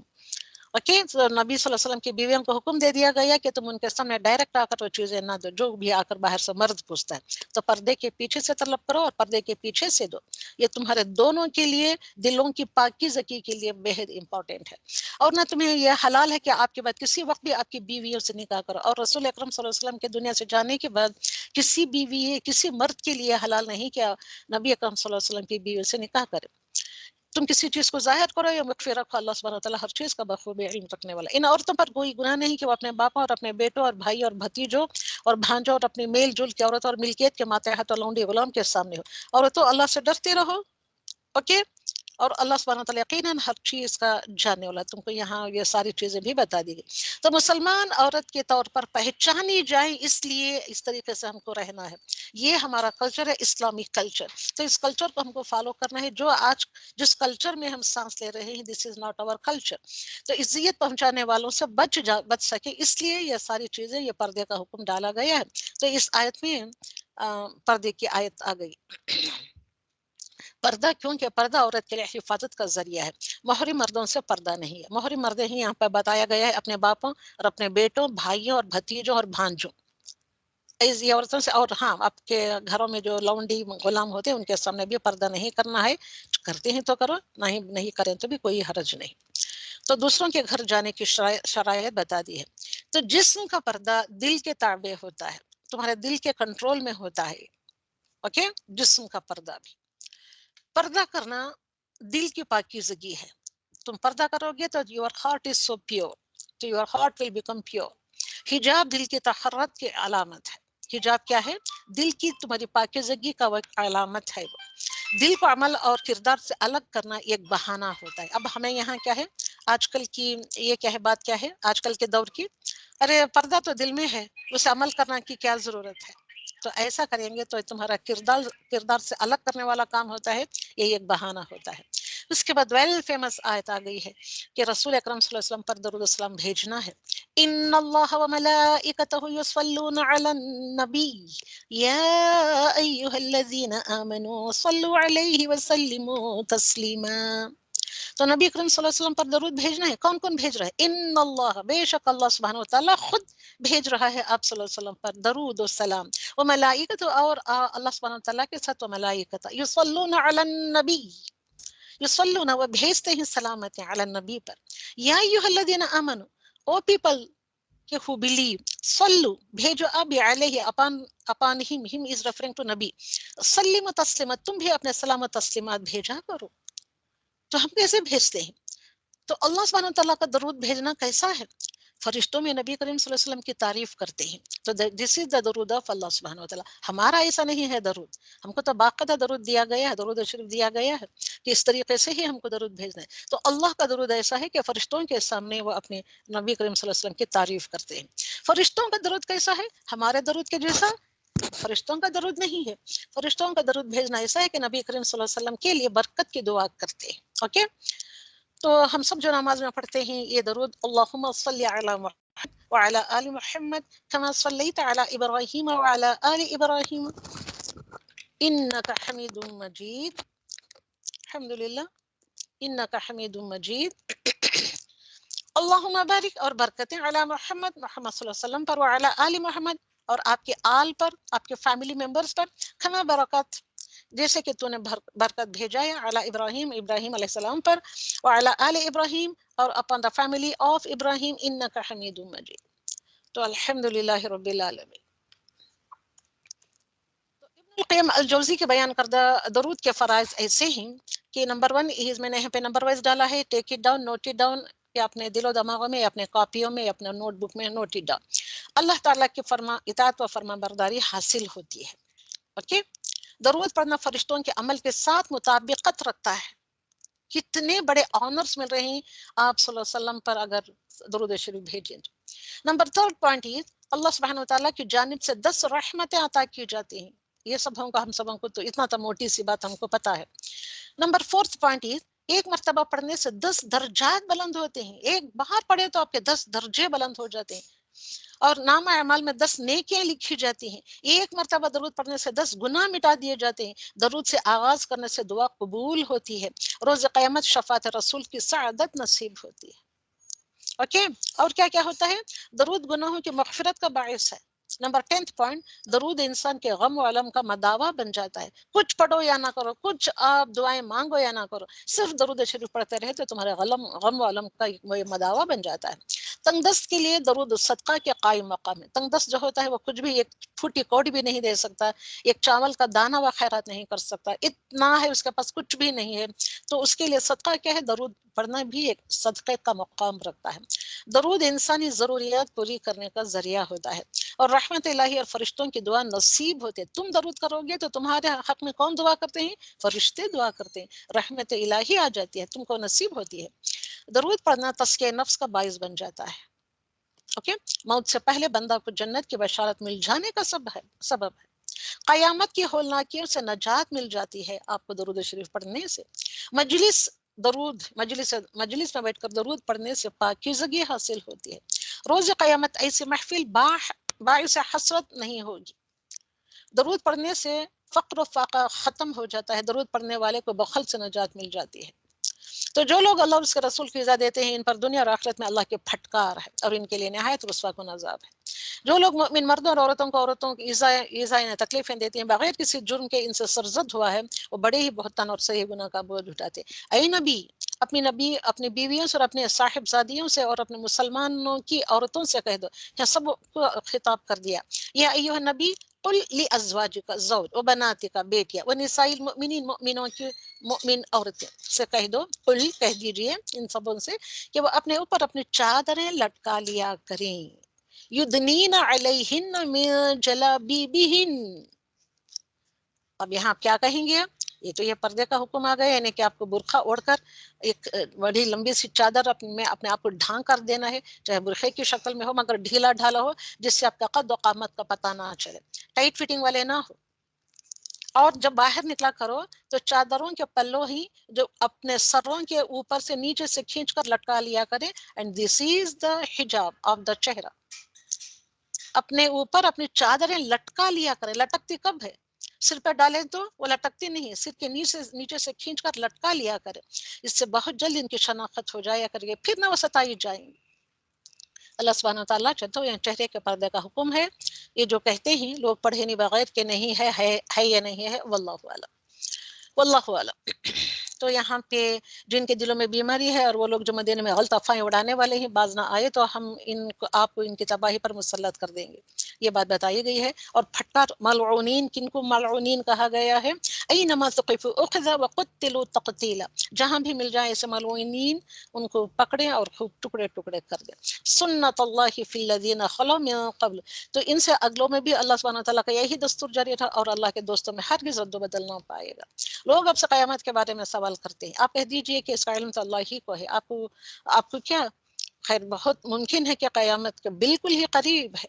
تو اللہ سبحانہ وتعالیٰ ان سارے آیتوں میں اللہ سبحانہ وتعالیٰ نے کافروں پر پھٹکار اور ان کے چہروں پر کیسے ان کے چہروں کو الٹ پلٹ کر اللہ سبحانہ وتعالیٰ اس دن آگ پر سینکے گا، یہ باتیں بتائی جا رہی ہیں۔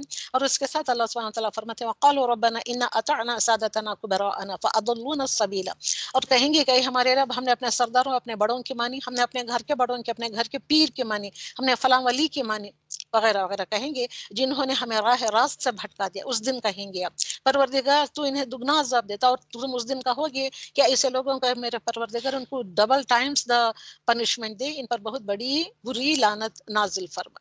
اے ایمان والو ان لوگوں جیسے نہ بن جاؤ، یا ایھا الذین آمنوا لا تکونوا کالذین آذوا موسیٰ فبرأہ اللہ، تو جنہوں نے موسیٰ کو تکلیف دی پس جو بات انہوں نے کہی تھی اللہ سبحانہ وتعالیٰ نے انہیں اس سے بری فرما دیا۔ یا ایھا الذین آمنوا اتقوا اللہ وقولوا قولا سدیدا، اے ایمان والو اللہ سبحانہ وتعالیٰ سے ڈرو اور سیدھی سیدھی سچی باتیں کیا کرو۔ یصلح لکم اعمالکم ویغفر لکم ذنوبکم، تم اگر سچی بات کرو گے تو اللہ سبحانہ وتعالیٰ تمہارے کام سنوار دے گا اور تمہارے گناہ معاف فرما دے گا، اور جو بھی اللہ اور اس کے رسول کی تابعداری کرے گا تو اس سے بڑی مراد پلی، تو سمجھو کہ فوزا عظیما ہے یہ۔ اس کے بعد اللہ سبحانہ وتعالیٰ اتنی ایک بڑی بھاری سی آیت نازل کر رہے ہیں، انا عرضنا الامانۃ علی السماوات والارض، ہماری امانت کون سی ہے؟ ہماری امانت دس قرآن، قرآن از امانت آف اللہ سبحانہ وتعالیٰ، ہمارے سبوں کے پاس ہے، ہم سبوں کے پر یہ امانت ہے یہ۔ تو اس امانت کو اللہ سبحانہ وتعالیٰ نے کیا کیا؟ زمینوں پر پیش کیا، آسمانوں پر پیش کیا، پہاڑوں پر پیش کیا، السماوات والارض والجبال، تینوں کے پر بھی پیش کیا، لیکن سب نے ان کے اٹھانے سے انکار کر، یعنی کہ قرآن کا بوجھ اتنا بڑا بھاری بھاری بوجھ تھا، یہ بڑی بڑی چیزیں اٹھانے سے انکار کر دیا، ہم سے یہ بوجھ اٹھایا نہیں جاتا، وہ ڈر گئی اس بوجھ کو اٹھانے سے۔ مگر انسان وحملها الانسان، مگر انسان نے اس کو اٹھا لیا۔ کیوں اٹھا لیا؟ جلدی آگے بڑھ کر اٹھا لیا، کیونکہ ہم انسانوں کی جلدی جو پڑی ہوتی ہے۔ انہ کان ظلوما جہولا، انسان کیا ہے؟ انہ انڈیڈ، وہ کیا ہے؟ وہ بڑا ہی ظالم اور جاہل قسم کا انسان ہے، سوچے سمجھے نہیں بغیر قرآن کا بوجھ اس نے اٹھا لیا۔ بہت ہی تدبر اور غور و فکر کرنے والی آیتیں ہیں، اس لیے کہ اللہ سبحانہ وتعالیٰ منافق مرد اور عورت اور مشرک مرد اور عورتوں کو سزا دے اور مومن مردوں اور عورتوں کی توبہ قبول فرمائے۔ اللہ سبحانہ وتعالیٰ بڑا ہی بخشنے والا، انسانوں پر ایک امانت کی ذمہ داری ڈالی گئی ہے، اور آپ میں سے کتنے لوگ اس امانت کو امانت سمجھ کر اٹھائے ہوئے ہیں، نبھا رہے ہیں؟ سوچے اپنے آپ سے۔ تو الحمدللہ دین کیا ہے؟ ایک امانت ہے جس میں کوتاہی پر منافق اور مشرک کو عذاب ملے گا، کوتاہی کریں گے چاہے منافق ہو یا مشرک ہو، جو کوئی بھی ہے اس کو سزا عذاب ملے گا، جس کی ادائیگی پر مؤمن کو بخشش ہوگی۔ اگر تم نے امانت کو صحیح طریقے سے ادا کیا تو تمہاری بخشش ہوگی، یہ بار امانت ہے، یہ امانت کا بار ہے یہ۔ اوکے، تو وہ باتیں بتانے کے بعد سورۃ السبا آتی ہے، آیت نمبر 54 ہے، اس میں 54 آیت ہیں، تو اس کا یہ ایسے ہے، تو میں یہاں بتا دی ہوں، اس کو غور سے سن لیں، میں اس کو پورا پڑھنے نہیں جا رہی ہوں۔ عظمت و قدرت باری تعالیٰ ہے، آیت نمبر 1 to 9، آیت نمبر 10 to 14 حضرت داؤد علیہ السلام سلیمان پر عنایات باری تعالیٰ ہے، کیا اللہ سبحانہ وتعالیٰ کے عنایات و اکرامات نازل کیا ہے ان پر، وہ بتایا گیا ہے۔ آیت نمبر 15 to 21 قوم سبا کی ناشکری ہے۔ آیت نمبر 22 to 30 مشرکین کی گمراہیوں کی زوردار نفی ہے۔ آیت نمبر 31 to 33 گمراہ قائدین کی پیروی کا حسرتناک انجام۔ ہم گمراہ قائدین کی ہی آج کل پیروی میں لگے ہوئے ہیں نا، تو ان کی پیروی کرنا حسرتناک انجام کا باعث بن جائے گا۔ آیت نمبر 34 to 39 مالداروں کی گمراہی کی اصلاح کرنا ہے۔ آیت نمبر 40 to 54 شرک کرنے والوں پر اتمام حجت۔ دس از سورۃ السبا۔ تو چند آیتیں پڑھتی ہوں میں۔ سورۃ السبا، بسم اللہ الرحمن الرحیم، الحمد للہ الذی لہ ما فی السماوات وما فی الارض وله الحمد في الآخرة وهو الحكيم الخبير يعلم ما يلج في الأرض وما يخرج منها وما ينزل من السماء وما يعرج فيها وهو الرحيم الغفور۔ تو اللہ سبحانہ وتعالیٰ کی تعریفوں کے ساتھ یہ آیتیں نازل ہو رہی ہیں، تو اب یہ آیتیں پڑھتے پڑھتے اب سب کو سمجھ میں آ گیا ہوگا۔ اوکے، الحمد للہ، اللہ سبحانہ تعالیٰ کی تعریف ہے. وَيَهْدِي إِلَىٰ صِرَاطِ الْعَزِيزِ الْحَمِيدِ. یہ آخر آیت کو میں لینا چاہتی ہوں. اللہ سبحانہ تعالیٰ کی ہدایت ہے کہ صراط العزیز الحمید کی طرف سے. تو قرآن العزیز ہے اور الحمید کا کلام ہے. قرآن کس کا کلام ہے؟ العزیز کا کلام ہے، الحمید کا کلام ہے. تو قرآن اللہ سبحانہ تعالیٰ کے راستے توحید کی طرف رہنمائی کرتا ہے. حقیقی علم اللہ کی معرفت اور آخرت کا علم ہے. جس نے یہ علم حاصل کیا اس نے راستہ پا لیا. یہ سارے آیتوں کا جس میں نے یہاں پہ ڈال دیا ہے. اوکے، اہل علم اس حقیقت سے واقف ہے. اہل علم ہے نا، وہ تو حقیقت سے واقف ہے کہ کتاب لا ریب ہی رہنمائی کرنے والی کتاب. یہ کتاب لا ریب جو ہے، ایسی کتاب جس میں کوئی شک نہیں، یہی رہنمائی کرنے والی کتاب ہے. آپ کی فزکس کی کتاب، آپ کی کیمسٹری کی کتاب، آپ کے میتھمیٹکس کی کتاب رہنمائی کرنے والی نہیں ہے. اوکے.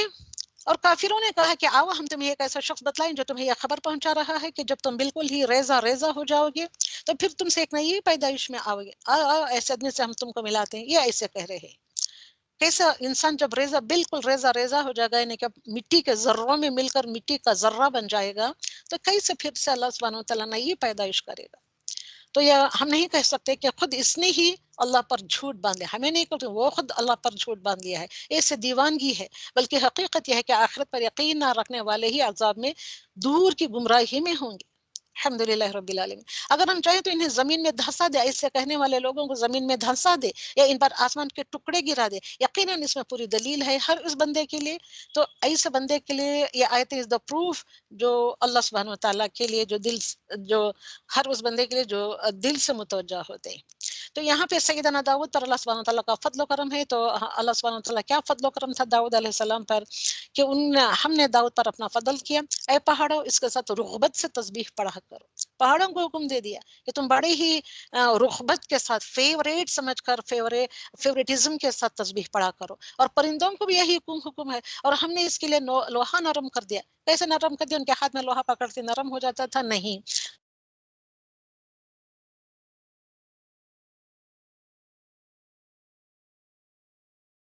اس کی کڑیاں بنا کر، کس طریقے سے کڑیوں میں کڑیاں ڈال کر وہ جال کے جیسا بناتے ہیں انہیں کہ انسانی یہ ہیومن ویپنز بنانے کے لیے، ہیومن ویپنز کے لیے جو ذرہ جو بنائی جاتی ہے اس کو کیسے بنانا ہے، یہ سارا اس ٹیکنالوجی کا علم ان کو دے دیا. اور ہم نے سلیمان کے لیے ہوا کو مسخر کیا. صبح کی منزل اس کی مہینے بھر کی ہوتی. صبح کو جب نکلا کرتا سلیمان ہوا کو مسخر کرتے ہوئے، تو صبح کی منزل یہ 1 مہینے بھر کی ہوتی. آج تم 1 مہینے میں جتنا چلتے ہو تو وہ صرف صبح کو جا کر آ جایا کرتے تھے. اور شام کی منزل بھی اسی طریقے سے ہوا کرتی تھی. اور ہم نے ان کے لیے تانبے کا چشمہ بہا دیا. تانبے کو ان کے کنٹرول میں دے دیا. مطلب تانبے کو پگھلا کر اسے بڑی بڑی دیغیں بنانا، محلات بنانا وغیرہ وغیرہ. اور اس کے رب کے حکم سے بعض جنات اس کی ماتحتی میں اس کے سامنے کام کرتے تھے. اوکے. اور ان میں سے جو بھی ہمارے حکم سے سرتابی کرے، ہم اسے بھڑکتے ہوئے آپ کا مزہ چکھا دیں گے. جو کچھ سلیمان چاہتے وہ جنات تیار کر دیتے. مثلاً قلعے، مجسمے، حوض. تو ان کے زمانے میں جیسے بڑے بڑے مجسمے، حوض کے برابر اتنے بڑے بڑے حوضوں کے جیسے لگن بنایا کرتے تھے، کیونکہ تانبے کو ان کے اندر جو کر دیا تھا، چشمے بہا دیے تھے اللہ سبحانہ وتعالیٰ نے ان کے لیے، وغیرہ وغیرہ. یہ ساری چیزیں آپ ڈیٹیل میں پڑھیں گے تو آپ کو سمجھ میں آئے گا. یہ آیت نمبر 10 کی شان نزول یہ ایسی ہے کہ سیدنا بریدہ رضی اللہ تعالیٰ عنہ سے روایت ہے کہ نبی صلی اللہ علیہ وسلم مسجد کی طرف گئے تو سیدنا ابو موسیٰ اشعری تلاوت کر رہے تھے داؤد علیہ السلام کے بارے میں. یہ آیتیں جو ابھی پڑھی اس کا شان نزول. آپ صلی اللہ علیہ وسلم نے مجھے دیکھ کر فرمایا تم کون ہو؟ اوکے. یہ جو سیدنا بریدہ ہیں ان کو کہہ رہے ہیں رسول اللہ صلی اللہ علیہ وسلم کہ تم کون ہو. وہ بھی جاتے ہیں ان کے سے ملنے ابو اشعری کے ساتھ. آپ صلی اللہ علیہ وسلم بھی وہاں تھے. تو یہ جب داخل ہوتے ہیں سیدنا بریدہ تو ان سے پوچھتے ہیں کہ تم کون ہو؟ میں نے عرض کیا میں بریدہ ہوں، میں آپ پر قربان جاؤں، یعنی کہ میرے ماں باپ پر قربان ہو رسول اللہ صلی اللہ علیہ وسلم. تو آپ صلی اللہ علیہ وسلم نے فرمایا اس شخص، تو ابو موسیٰ اشعری کی طرف انگلی کر کے، یعنی کہ ان کی طرف اشارہ کر کے کہتے ہیں اس شخص ابو موسیٰ کو یقیناً داؤد علیہ السلام والی خوشحانی الحانی، یعنی کہ خوش الحانی دی گئی ہے. ان کی آواز جسے خوبصورتی کے ساتھ وہ 7 مزاميروں کے ساتھ جیسے سجی ہوئی تھی، ایسی آواز ابو موسیٰ الاشعری کو عطا کی گئی ہے. کون کہہ رہے ہیں؟ رسول اکرم صلی اللہ علیہ وسلم کہہ رہے ہیں. تو آپ کی آواز اتنی خوبصورت تھی کہ جب آپ قرآن کی تلاوت کرتے تو آپ رسول اللہ صلی اللہ علیہ وسلم بھی بہت ہی غور سے، بہت ہی پیار و محبت کے ساتھ سنا کرتے تھے. یعنی کہ جب قرآن کی تلاوت کی جاتی ہے تو ہر بندے کو چاہیے کہ it is one of the ادب آف دا قرآن، کہ اس قرآن کو اس طریقے سے سننا چاہیے. تو یہاں قرآن پڑھا جا رہا ہے، آپ اپنے ڈسٹریکشن میں مشغول ہیں، تو یہ قرآن کی بے عزتی ہے، یہ بے حرمتی ہے. لقد كان لسبع في مساكنهم آية جنتان عن يمين والشمال، دونوں طرف یمین اور شمال میں دونوں باغات تھے. تو قوم سبا کے یہ قدرت الہی کی نشانیاں تھیں، تو اس کا شکر ادا کرو، اس میں کا رزق کھاؤ، رب کی دی ہوئی روزے کھاؤ اور اس کا شکر ادا کرو، کیونکہ یہ عمدہ شر اور بخشنے والا رب ہے. تو اس کے بعد ان کے باغات کو بتانے کے بعد، وہ بستی کو ڈسکرائب کرنے کے بعد فرماتے ہیں اللہ سبحانہ و تعالیٰ کہ انہوں نے کہا کہ اے ہمارے پروردگار، ہمارے سفر دور دراز کر دے، چونکہ خود انہوں نے اپنے ہاتھوں اپنا برا کیا اس کے سبا کی قوم والے لوگ، اس لیے ہم نے انہیں گزشتہ فسانوں کی صورت میں کر دیا، ان کو ایک فسانہ بنا دیا، یعنی کہ ان کو ڈسٹروائے کر دیا، ان کے ٹکڑے ٹکڑے اڑا دیے. بلا شبہ ہر ایک صبر و شکر کرنے والے کے لیے اس مجمع میں بہت سی عبرتیں. وَلَقَدْ صَدَّقَ عَلَيْهِمْ ابلیس، اور شیطان نے ان کے بارے میں اپنا گمان صدقہ کر بتایا، سچا کر بتایا. یہ لوگ سب کے سب اس کے تابع دار بن گئے سوائے مومنوں کی ایک جماعت کے لیے. اوکے، شیطان کا ان پر کوئی زور اور دباؤ نہ تھا، نیک مومنوں پر اس کا کوئی دباؤ نہیں چلتا، زور نہیں چلتا، مگر اس لیے کہ ہم ان لوگوں کو جو آخرت پر یقین رکھتے ہیں ظاہر کر دیں. ان لوگوں میں سے جو اس سے شک میں ہی ظاہر کر دے، کون لوگ شک میں پڑے ہیں قیامت سے اور کن لوگوں کو یقین ہے. اور آپ کا رب ہر چیز پر نگہبان ہے. اوکے، تو کہہ دیجئے کہ اللہ کے سوا جن کا تمہیں گمان ہے سب کو پکار لو، سب کو بلا لو، پکار کر بلا لو. نہ ان میں سے کسی کو آسمان اور زمینوں میں سے ایک ذرہ کا اختیار ہے، نہ ان کا ان میں کوئی حصہ ہے، نہ ان میں سے کوئی اللہ کا مددگار ہے. تو ابلیس کے بعد صحیح ثابت ہوئی، تو اس دن کہہ کر یہ بات کہہ کر الگ ہو جائے گا. آج تم اس کی باتوں پر ایسے ایمان لائے ہوئے، اس کے وعدوں کو، جھوٹے وعدوں کو سچا سمجھ کر آپ نبھا رہے ہو، اس دن وہ تو الگ ہو جائے گا. اور ابلیس کی اس دن جو کہے گی بات وہ سچی ہوگی. تو ابلیس کا گمان اور انسان کا اس کی اطاعت کر کے اس کو سچ کر دکھانا، آج انسان اس کی اتنی اطاعت کر رہا ہے، اس کو سچ کر دکھایا ہے. شیطان کا انسان کے دل میں بات ڈالنا اور انسان کا مان لینا، صرف بات ڈالتا ہے فوراً سے پیشتر انسان مان لیتا ہے اور اپنی بات بنا لیتا ہے. تو آپ صلی اللہ علیہ وسلم نے فرمایا، حدیث مبارکہ مسند احمد 8902 میں آپ صلی اللہ علیہ وسلم فرماتے ہیں کہ ساری تعریف اس اللہ کے لیے ہے جس نے شیطان کو صرف وسوسہ ڈالنے کی طاقت دے. تو شیطان کے پاس کوئی دوسرا ویپن نہیں ہے، کوئی طاقت نہیں ہے، اتنا کمزور بودا ہے. ہاں، اسے کون سی طاقت دی ہے؟ وسوسہ ڈالنے کی طاقت دے ڈالی ہے. تو ہمارے دلوں میں وسوسہ ڈالتا ہے، ہم کو بڑا خوبصورت لگتا ہے، وہ اتنا اچھا لگتا ہے کہ اللہ کے بعد، فرشتے کے بعد پیچھے چلی جاتی ہے. اب اس نے کہہ دیا بھائی میرے پیٹ میں درد ہو رہا ہے، میرے سر میں درد، میری کمر میں درد، میرے گھٹنوں میں درد، میرے ٹخنوں میں درد، مجھے اب بیٹھنے نہیں ہوتا، میں نہیں آ سکتی کلاس کو، یا میں اللہ کے کام کے لیے آگے بڑھ کر کام نہیں کر سکتی. یہ اتنا وسوسہ ڈالنا تھا کہ آپ کو اتنا پیارا لگتا ہے، فوراً وہ بات پھیلا دیتے ہیں اور اس بات پر یقین کر کے خاموش بیٹھے رہتے ہیں. اوکے، تو یہ راوی کے الفاظ یہی کہ سب تعریف اس اللہ کے لیے ہے جس نے شیطان کے معاملے کو وسوسے کی طرف لوٹا دیا. تو الحمدللہ اللہ سبحانہ تعالیٰ فرماتے ہیں شفاعت بھی اس کے پاس کچھ نفع نہیں دیتی بجز ان کے جن کے لیے اجازت ہو جائے. یہاں تک کہ جب ان کے دلوں سے گھبراہٹ دور کر دی جاتی ہے تو پوچھتے ہیں تمہارے پروردگار نے کیا فرمایا تھا؟ جواب دیتے ہیں کہ حق فرمایا، وہ بلند و بالا بہت ہی بڑا ہے. پوچھیے تو اسے کہتا ہے کہ تمہیں آسمان اور زمین سے روزی کون پہنچاتا ہے؟ خود جواب دے دیجیے کہ اللہ سبحانہ وتعالیٰ. سنو، ہم یا تم کون دیتے ہیں روزی؟ یا تو یقیناً تم جا کر پانی کی مچھلیوں کو غذا کھلاتے ہو یا کون کھلاتا ہے؟ آپ کہہ دیجیے. الحمدللہ تو یہ سارے سوالات ہو رہے ہیں. تو کہہ دیجیے کہ مجھے تو انہیں دکھا دو جنہیں تم اللہ کا شریک ٹھہرا کر اس کے ساتھ ملا رہے ہو. ایسا ہرگز نہیں، بلکہ وہی اللہ ہے غالب و با حکمت. تو یہ سارے سوال طریقے سے سوالات کر کے اللہ سبحانہ وتعالیٰ سمجھانے کی کوشش کر رہا ہے.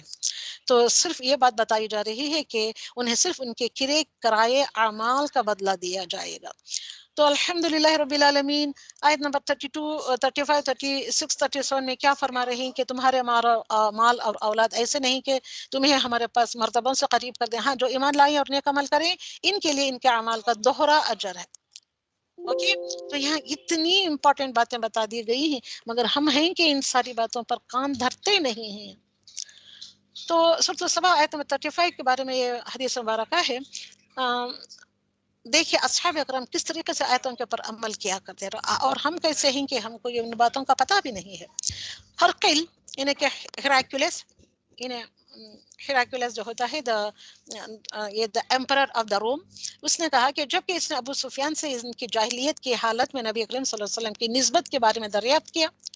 ہرقل کیا کرتا ہے، ہیراکلیس کیا کرتا ہے، ابو سفیان جو ٹریڈ کرنے گئے تھے انہیں مرچنڈائز کاروان میں، تو وہاں ان کو بلاتا ہے اور اس کے بارے میں آپ صلی اللہ علیہ وسلم کے بارے میں دریافت کرتا ہے. اس وقت میں ابو سفیان کافر مسلم نہیں تھا اس زمانے میں. تو کیا شریف لوگوں نے ان کی تابع داری کی، بہت لمبی ڈائلاگ بزی ہے، اس کا ایک چھوٹا سا ٹکڑا ڈالا ہے میں نے. تو کیا شریف لوگ اس محمد صلی اللہ علیہ وسلم کی تابع داری کرتے ہیں یا ضعیفوں نے؟ تو ابو سفیان ہر بات کا بہت دل و دماغ بنا کر پلان کر کے جاتا ہے کہ ہر بات کا ملٹا جب دوں گا. تو اس کی جو یہاں تک بات آ گئی ہے کہ محمد کی، اتنا وہ غصے میں بھرا ہوا تھا، مگر ہر سوال کا جب وہ سچائی سے دیتا چلا گیا. تو ابو سفیان نے کیا جواب دیا؟ ضعیفوں نے، کیونکہ ضعیف لوگ ہی آپ صلی اللہ علیہ وسلم پر زیادہ تر ایمان لے آ رہے تھے اس زمانے میں کہ اسٹارٹنگ پیریڈ میں. تو اس پر ہرقل نے کہا کہ ہر رسول کی اولاً تابع داری کرنے والے یہی ضعیف لوگ ہوتے ہیں. ضعیف لوگ جو ہوتے ہیں یعنی کہ کمزور طبقے والے لوگ. اب آپ کو بھی پتا ہے دا گریڈ 1 والے، گریڈ 2 والے، گریڈ 3 والے لوگ ہوتے ہیں، سب اس میں ہوتے ہیں، سوسائٹیز میں ہوتے ہیں.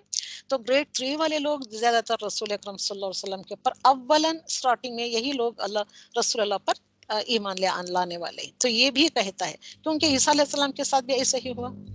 تو اللہ سبحانہ تعالیٰ فرماتے ہیں کہ اللہ سبحانہ تعالیٰ جس کو چاہتا ہے روزی کو ادا کرتا ہے، جس کے لیے چاہے وہ تنگ کر دیتا ہے.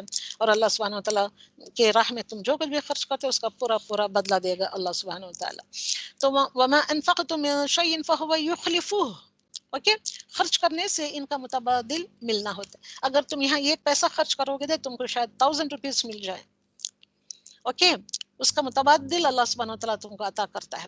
خرچ کرنے سے مزید ملنا ہوتا ہے، گھٹنا نہیں ہوتا ہے.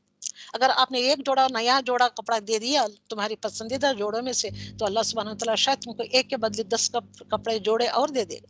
مگر ہم نہیں کرتے، ہم سب گئے گزرے نظروں سے پہن کر اتر گئے کپڑے ہم اللہ کی راہ میں دیتے، نئے کپڑے ہم نہیں دیتے. صدقہ قیامت کے دن کی گرمی سے نجات کا باعث بنتا ہے. تو حضرت ابو ہریرہ رضی اللہ تعالیٰ عنہ بیان کرتے ہیں رسول اللہ صلی اللہ علیہ وسلم نے فرمایا صدقے سے مال کم نہیں ہوتا، درگزر کرنے اور معاف کر دینے سے اللہ بندے کی عزت میں اضافہ فرماتا ہے. معاف کر دینا، درگزر کر دینا انسانوں سے، تو اللہ کیا کرتا ہے؟ بندے کی عزت میں اضافہ کرتا ہے، زیادہ دیتا ہے. اور جو کوئی اللہ کی خاطر تواضع اختیار کرتا ہے تو اللہ اس کی رفعت عطا فرماتا ہے، بلندی عطا فرماتا ہے. تو قالوا سبحانک انت ولینا من دونہم، وہ کہیں گے تیری ذات پاک ہے اور ہمارا ولی تو ہی ہے، نہ کہ یہ، بلکہ یہ لوگ جنوں کی عبادت کرتے ہیں. جن جو ہوتے ہیں جن کی عبادت کرتے ہیں.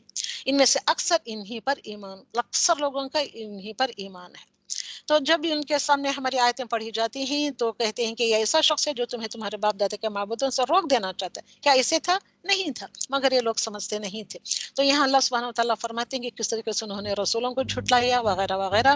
تو اللہ سبحانہ وتعالیٰ فرماتے ہیں قل ان ربی یقذف بالحق علام الغیوب. تو میرا رب حق جو ہے، رب حق سچی وحی نازل فرماتا ہے، وہ ہر غیب کا جاننے والا ہوتا ہے. کہہ دیجئے قل جاء الحق، کہہ دیجئے کہ حق آ چکا، باطل نہ تو پہلے کچھ کر سکا اور نہ کر سکے گا. تو یہ باطل کی باتیں فرماتے ہیں. تو ان کی شان میں یہ آیت نازل، یہ شان نزول ہے کہ ابو موسیٰ اشعری. اب ابو موسیٰ اشعری کون ہے؟ ابھی ہم نے ان کے بارے میں پڑھا تھا. رسول اللہ صلی اللہ علیہ وسلم نے ان کو کیا بشارت دی تھی؟ کہ یہ داؤد علیہ السلام کے مزامیروں والا لحن رکھتے ہیں. تو ہم نے ایک سفر میں رسول اللہ صلی اللہ علیہ وسلم کے ساتھ تھے. جب ہم کسی وادی میں اترتے تو رسول اللہ صلی اللہ علیہ وسلم کیا کہتے؟ جو تسبیحات پڑھ رہے ہو، پڑھتے چل رہے ہوتے تو آپ کی آواز بلند ہو جاتی. کون سا تسبیحات؟ لا الہ الا اللہ، اللہ اکبر کہتے اور ہماری آواز بلند ہو جاتی. اصحاب کرام ان کی آواز بلند ہو جاتی ہے جب یہ کلمے کہتے. اس لیے نبی کریم صلی اللہ علیہ وسلم نے فرمایا اے لوگو اپنے جانوں پر رحم کھاؤ، کیونکہ تم کسی بہرے یا غائب اللہ کو نہیں پکار رہے. اللہ اکبر اتنا زور سے کہتے کہ جیسے کہ زمین ہل جاتی. ان کا وہ جوش تھا، ان کی وہ محبت اور ان کا جوش تھا. اور رسول اللہ صلی اللہ علیہ وسلم کہتے ہیں کہ اے لوگو اپنی جانوں پر رحم کھاؤ، کیونکہ تم کسی بہرے یا غائب اللہ کو نہیں پکار رہے. اللہ سبحانہ تعالیٰ نہ تو غائب ہے اور نہ ہی وہ بہرا ہے.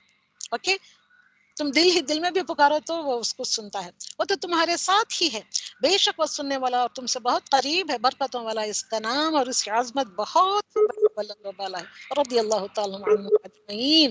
تو ایسے تھے اصحاب کرام۔ صحیح بخاری آیت نمبر 2992۔ تو اور اگر وہ وقت کو دیکھیں جب کہ کفر گھبرائے پھریں گے، پھر نکل بھاگنے کی کوئی صورت نہ ہوگی اور قریب کی جگہ سے گرفتار کر لیے جائیں گے۔ اس وقت وہ کہیں گے، کفار کہتے ہیں، منافق کہتے ہیں، کفار کہیں گے اس وقت کہ ہم اس قرآن پر ایمان لے آئے۔ جب گھیر لیے جاتے ہیں، گرفتار کر لیے جاتے ہیں، تب فوراً کہتے ہیں کہ ہم قرآن پر ایمان لائے۔ لیکن اس قدر دور جگہ سے مطلوبہ چیز کیسے ہاتھ آ سکتی ہے؟ اب مطلوبہ چیز تو قرآن ہے، ہم کو یہ کیسے آ سکتے ہیں؟ تب تو اس سے پہلے تو انہوں نے اس سے کفر کیا تھا اور دور دراز سے بن دیکھ ہی پھینکتے رہے، بس دور دراز دور سے ہی وہ بس ایک بار سنا، دو بار سنا، بس پھینکتے ہوئے آگے بڑھ گئے۔ ان کی چاہتوں میں اور ان کے درمیان پردہ حائل ہو گیا۔ تو ان کی چاہتیں تھی اور قرآن تھا، تو ان کی چاہتوں اور قرآن کے درمیان پردہ سا آ گیا۔ تب وہ پردے کے بعد پیچھے جو قرآن ہے کیسے اس کو جا لیں گے آپ؟ کیسے ایگزامپلس دے رہا ہے اللہ سبحانہ وتعالیٰ، غور و فکر کریں ان سارے ایگزامپلس میں۔ سورۃ الفاتر، تو الحمدللہ، بسم اللہ الرحمن الرحیم، الحمدللہ فاطر السماوات والارض جاعل الملائکۃ رسلا اولی اجنحۃ مثنى وثلاث ورباع یزید فی الخلق ما یشاء ان اللہ علی کل شیء قدیر۔ آیت نمبر 1، ما یفتح اللہ للناس من رحمۃ فلا ممسک لها وما یمسک فلا مرسل له من بعده وهو العزیز الحکیم۔ آیت نمبر 2۔ تو پھر اگین اللہ سبحانہ تعالیٰ کی تمام تعریفیں اس کے لیے ہی سزاوار رہیں کر کے اللہ اپنے تعریفوں کے ساتھ اللہ سبحانہ تعالیٰ شروع کر رہا ہے کہ اللہ سبحانہ تعالیٰ ویری بیوٹیفل آیت یہ ہے کہ سمجھنے کی کوشش کریں آپ۔ رسول اولی اجنحۃ مثنى وثلاث ورباع یزید فی الخلق ما یشاء، اتنے خوبصورت الفاظ ہیں یہ کہ زمین و آسمانوں کا پیدا کرنے والا ہے وہ ہے، وہ دو دو تین تین چار چار پروں والے فرشتے ہیں کہ اجنحۃ مثنى وثلاث ورباع یزید فی الخلق ما یشاء۔ اوکے، مخلوق میں جو چاہے وہ زیادتی کرتا ہے۔ تو پرے کتنے پروں والے فرشتے ہوتے ہیں؟ تین تین چار چار پروں والے، دو دو تین تین چار چار پروں والے۔ واللہ علم، اللہ نوز دا بیسٹ۔ تو اللہ سبحانہ تعالیٰ سے مخلوق میں جو چاہے زیادتی کرتا ہے اللہ سبحانہ تعالیٰ ان اللہ علی کل شیء قدیر ما یفتح اللہ للناس من رحمت، اللہ سبحانہ تعالیٰ جو رحمت لوگوں کے لیے، للناس لوگوں کے لیے کھول دے، اس سوائے اس کا کوئی بند کرنے والا نہیں۔ فلا ممسک لها، کسی کو اجازت نہیں ہے کہ وہ رحمتوں کو بند کر دے، اور جس کو بند کر دے، جس کے اوپر وہ اللہ کی رحمتیں اپنی رحمتیں بند کر دیتا ہے، وما یمسک فلا مرسل له من بعده، اس کے بعد کوئی کھولنے والا ہی نہیں ہے، وهو العزیز الحکیم۔ تو آیت نمبر 3، لوگوں تم پر جو انعام اللہ نے کیے انہیں یاد کرو، کیا اللہ کے سوا اور کوئی بھی خالق ہے جو تمہیں آسمان اور زمین سے روزی پہنچائے؟ اس کے سوا کوئی معبود نہیں، پس تم کہاں سے الٹے پھرے جو؟ فَأَنَّا يُؤْفَكُونَ، اللہ سبحانہ وتعالیٰ پوچھتے ہیں اگر یہ آپ کو جھٹلائیں تو آپ سے پہلے کے تمام رسول بھی جھٹلائے جا چکے ہیں۔ یا رسول اللہ، آپ اکیلے جھٹلائے نہیں گئے، آپ سے پہلے جتنے بھی رسول ہیں سبھی رسول جھٹلائے جا چکے ہیں۔ تمام کام اللہ ہی سبحانہ تعالیٰ کی طرف لوٹائے جاتے ہیں۔ لوگوں، اللہ سبحانہ تعالیٰ کا وعدہ سچا ہے، تمہیں زندگانی دنیا دھوکے میں نہ ڈالے اور نہ دھوکے باز شیطان تمہیں غفلت میں ڈالے۔ دیکھو کیسے نصیحتیں کر رہا ہے، مگر ہم نصیحتوں کو پڑھتے کہیں، سمجھتے کہیں، لیتے کہاں ہیں ہم؟ یاد رکھو شیطان تمہارا دشمن ہے، تم اسے دشمن جانو، مگر ہم تو شیطان کو اپنا دوست سمجھتے ہیں، دشمن کیسے جانتے ہیں؟ ہم جانتے ہی نہیں، مانتے ہی نہیں ہم۔ وہ تو اپنے گروہ کو صرف اس لیے ہی بلاتا ہے کہ وہ سب جہنم واصل ہوں گے۔ یہ لوگ کافر ہوئے، ان کے لیے سخت سزا ہے، اور جو لوگ ایمان لائے اور نیک اعمال کے، ان کے لیے بخشش ہے، بہت بڑا اجر والا۔ تو اللہ سبحانہ وتعالیٰ انسان کو تنبیہ کر رہے ہیں، وارن کر رہے ہیں، تو دنیا کی زندگی کے دھوکے میں نہ پڑنا۔ کیا وارن کر رہے ہیں؟ کہ شیطان کے وعدوں پر یقین نہ کرنا، شیطان دغا باز ہے، مگر ہم شیطان کو سچا سمجھتے ہیں، اللہ کے وعدوں کو شاید بین بین سمجھتے ہیں، اس لیے تو ہم ان وعدوں کو پر یقین نہیں رکھتے، اور ہمارے شیطان کیا کرتے ہیں؟ ہمارے برے اعمال کو مزین کر کے بتاتا ہے، بس وہ انہیں اچھا سمجھتے ہیں۔ انسان کو جب ایسے بتائے جاتے ہیں تو کیوں نہیں اچھے لگتے؟ کیا وہ ہدایت یافتہ شخص جیسا ہے؟ ان شیطان ہدایت یافتہ ہے؟ نو، نیور اٹ آل۔ جو ہدایت یافتہ نہیں ہے اس کی بات ہم سن لیتے ہیں۔ یقین مانو کہ اللہ جسے چاہے گمراہ کرتا ہے، جسے چاہے راہ راست بتاتا ہے۔ بس آپ ان پر غم کھا کر اپنی جان ہلاکت میں نہ ڈالے، یا رسول صلی اللہ علیہ وسلم۔ جو کچھ یہ کر رہے ہیں اسے یقیناً اللہ سبحانہ تعالیٰ بخوبی واقف ہے، اور اللہ ہی ہوائیں چلاتا ہے۔ تم ہوا چلاتے ہو؟ نہیں، شیطان چلاتا ہے۔ کون چلاتا ہے ہواؤں؟ کیا شیطان کے پاس اتنی قدرت ہے؟ نہیں۔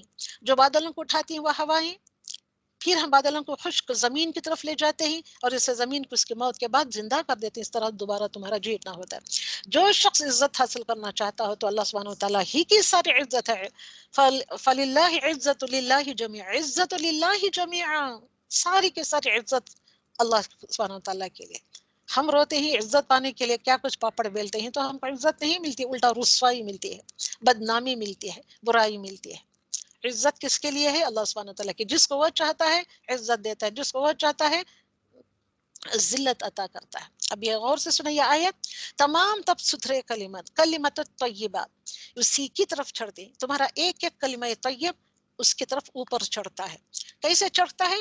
تم زبان سے نکالے، ادا ہوئے، ہوا میں سکیٹر ہوتے ہیں وہ لفظ، آواز کی زور، آواز کی لہریں کیسے ہوا میں سکیٹر ہوتی ہیں، اور نیک اعمال تمہارے ان کو بلند کرتا ہے۔ صرف کلمات پڑھتے پڑھتے بیٹھ جائے، تم نے نیک عمل نہیں کیا تو وہ کلمات زمین پہ ہی دھرے رہ جاتے، اوپر چڑھتے نہیں۔ اوپر کون اٹھاتے ہیں کلمات؟ تمہارے نیک اعمال ان کو بلند کرتا ہے۔ میں اتنا کہتی رہتی ہوں، تو دیٹ از دا تفسیر آف دا ویریس سوراز۔ جو لوگ برائیوں کے داؤ گھات میں لگے رہتے ہیں ان کے لیے سخت تر عذاب ہے اور ان کا مکر برباد ہو جائے گا۔ تو من کان یرید العزت فللہ العزت جمیعا الیہ یصعد الکلم الطیب، الیہ اس کی طرف، یصعد اوپر چڑھاتے ہیں کلمت طیب، تو تمام تمہارے کلمہ طیب اوپر چڑھتے ہیں۔ کون چڑھاتا ہے تم ان کلمات طیب کو؟ تمہارے نیک اعمال، والعمل الصالح یرفعہ، یرفع وہ اٹھاتے ہیں اوپر، چڑھاتے ہیں اوپر۔ اوکے، تو عزت قرآن کے ذریعے ملے گی۔ اگر تم کو عزت پانا ہے تو نان مسلموں میں بیٹھ کر ہنسی مذاق ٹھٹا کر کے کمانے جاتے ہیں تو ویسے میں تم کو عزت نہیں ملتی، اور بھی تمہاری عزت گھٹ جاتی ہے۔ تو عزت کس سے ملتی ہے؟ قرآن کے ذریعے ملتی ہے۔ اوکے، لوگوں، اللہ سبحانہ وتعالیٰ نے تمہیں مٹی سے پھر نطفے سے پیدا کیا، پھر تمہیں جوڑے جوڑے مرد عورت بنایا، عورتوں کا حاملہ ہونا اور بچوں کا تولد ہونا، انہیں کے بچوں کا پیدا ہونا سب اس کے علم سے ہے۔ اور جو بڑی علم والا عمر دیا جائے اور جس کسی کی عمر گھٹے وہ سب کتاب میں لکھا ہوا ہے۔ اللہ سبحانہ وتعالیٰ پر یہ بات بالکل آسان ہے۔ اور برابر نہیں دو دریا، کیا یہ ہو سکتی ہے؟ ما یستوی البحران، بحر سنگولر، بحران پلورل، یعنی کہ ڈویل، دو دریا برابر دو نہیں ہو سکتے، کیونکہ ایک میٹھا ہے، پیاس بجھاتا ہے، پینے میں خوشگوار ہوتا ہے ایک کا پانی، اور دوسرا پانی شاید کھارا پانی ہے، کڑوا پانی ہے۔ تم ان دونوں سے تازہ گوشت کھاتے ہو، مگر دونوں پانی کے مچھلیاں تم کھاتے ہو، گوشت کھاتے ہو، اور وہ زیورات نکلتے ہیں، یعنی کہ پریشس جیم سٹونز اپنے نکالتے ہیں اس میں سے، جنہیں تم پہنتے ہو۔ اور آپ دیکھتے ہیں کہ بڑی بڑی کشتیاں پانی کو چیرنے پھاڑنے والی ان دریاؤں میں ہی ہیں، تاکہ تم اس کا فضل ڈھونڈو، کشتیوں پر چل پھر کر تم اپنا روزی روٹی تلاش کرو، فضل ڈھونڈو، تاکہ تم اس کا شکر کرو۔ وہ رات کو دن میں، دن کو رات میں داخل کرتا ہے، آفتاب و مہتاب کو اسی نے کام پر لگایا، چاند و سورج کو، وسخر الشمس والقمر کل یجری الی اجل مسمی، اجل مسمی فکسڈ ٹائم تک وہ چل رہے ہیں۔ تو ذالکم اللہ ربکم لہ الملک، اسی کی تمام بادشاہت ہے، سلطنت اسی کی ہے۔ اوکے، وہ رب ہے سب کا، جنہیں تم اس کے سوا پکار رہے ہو۔ ہم کیا کرتے ہیں؟ اللہ کے سوا ہر چیز کو پکارتے، ہر شخص کو پکارتے ہیں۔ وہ تو کھجور کی گٹھلی کے چھلکے کے بھی مالک نہیں ہیں، ایسے لوگوں کو ہم پکارتے ہیں۔ اگر تم انہیں پکارا تو وہ تمہاری پکار سنتے ہی نہیں، اور اگر بالفور چلو مان بھی لے، سن لیا، تو فریاد رسی نہیں کریں گے، بلکہ قیامت کے دن تمہارے شرک کا صاف انکار یہ کر جائیں گے یہ لوگ۔ آپ کو کوئی بھی حق اللہ سبحانہ وتعالیٰ جیسا خبردار خبریں نہ دے گا۔ اے لوگ، تم اللہ کے محتاج ہو اور اللہ بے نیاز خوبیوں والا ہے۔ اگر وہ چاہتے تم کو فنا کر دے اور ایک نئی مخلوق پیدا کر دے، اور یہ بات اللہ سبحانہ تعالیٰ کے لیے کچھ مشکل ہے، تو انسان کی اوقات بس اتنی سی ہے۔ ایسی اوقات رکھ کر ہم اپنے آپ کو بڑا آدمی سمجھ کر بہت ہی ایٹیٹیوڈ کے ساتھ رکھتے ہیں، اپنے آپ کو متکبرانہ انداز سے اپنے آپ کو رکھتے ہیں۔ تو لوگوں، تم سب اللہ کے محتاج ہو، اور اللہ سبحانہ تعالیٰ کیسا بے پرواہ ہے، وہ غنی ہے، وہ قابل حمد و ثنا ہے۔ تو کوئی بھی ولا تزر وازرۃ وزر اخری، کوئی بھی بوجھ اٹھانے والا دوسرے کا بوجھ نہیں اٹھائے گا۔ نہ ماں اپنی اولاد کا بوجھ اٹھائے گی، دنیا میں جیسے بوجھ اٹھائے ہوئے ہیں، اولاد ماں کا اور اولاد ماں باپ کا، یا بھائی بہنوں کا، یا وغیرہ وغیرہ جو کوئی بھی ہے، تو الحمدللہ ایسا اس دن کوئی بھی بوجھ اٹھانے والا نہیں ہوگا کسی دوسرے کا بوجھ۔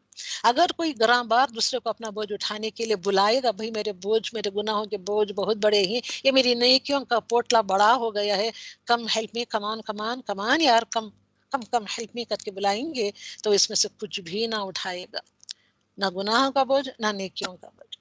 وہ قرابت در، نزدیکی خون کا رشتہ ہے، تو صرف انہی کو آگاہ کر سکتا ہے جو غائبانہ طور پر اپنے رب سے ڈرتے ہیں. تو یہ قرآن کی آیتیں کس کے لیے ہیں؟ جو اللہ سبحانہ وتعالیٰ سے غائبانہ اس کو بن دیکھے جو ڈرتے ہیں اس کے پر ایمان لے آتے ہیں، اور جو نمازوں کی پابندی کرتے ہیں. اور جو بھی پاک ہو جائے وہ اپنے ہی نفع کے لیے پاک ہوگا. جو ان آیتوں کے ذریعے اپنے آپ کو پاک کرے گا وہ اپنے نفع کے لیے کرے گا. تو لوٹنا کس کی طرف ہے ہم سب کو؟ وَإِلَى اللَّهِ الْمَصِيرُ وَمَا يَسْتَوِي الْأَعْمَى وَالْبَصِيرُ، کیا اندھا اور آنکھوں والا برابر ہوتے ہیں؟ وَلَا الظُّلُمَاتُ وَلَا النُّورُ، کیا تاریکی اور روشنی برابر ہو سکتے ہیں؟ وَلَا الظِّلُّ وَلَا الْحُرُورُ، کیا دھوپ اور چھاؤں برابر ہو سکتے ہیں؟ جواب دیں آپ. ما يستوي الاحياء ولا الاموات، اور زندہ اور مردے برابر نہیں ہو سکتے.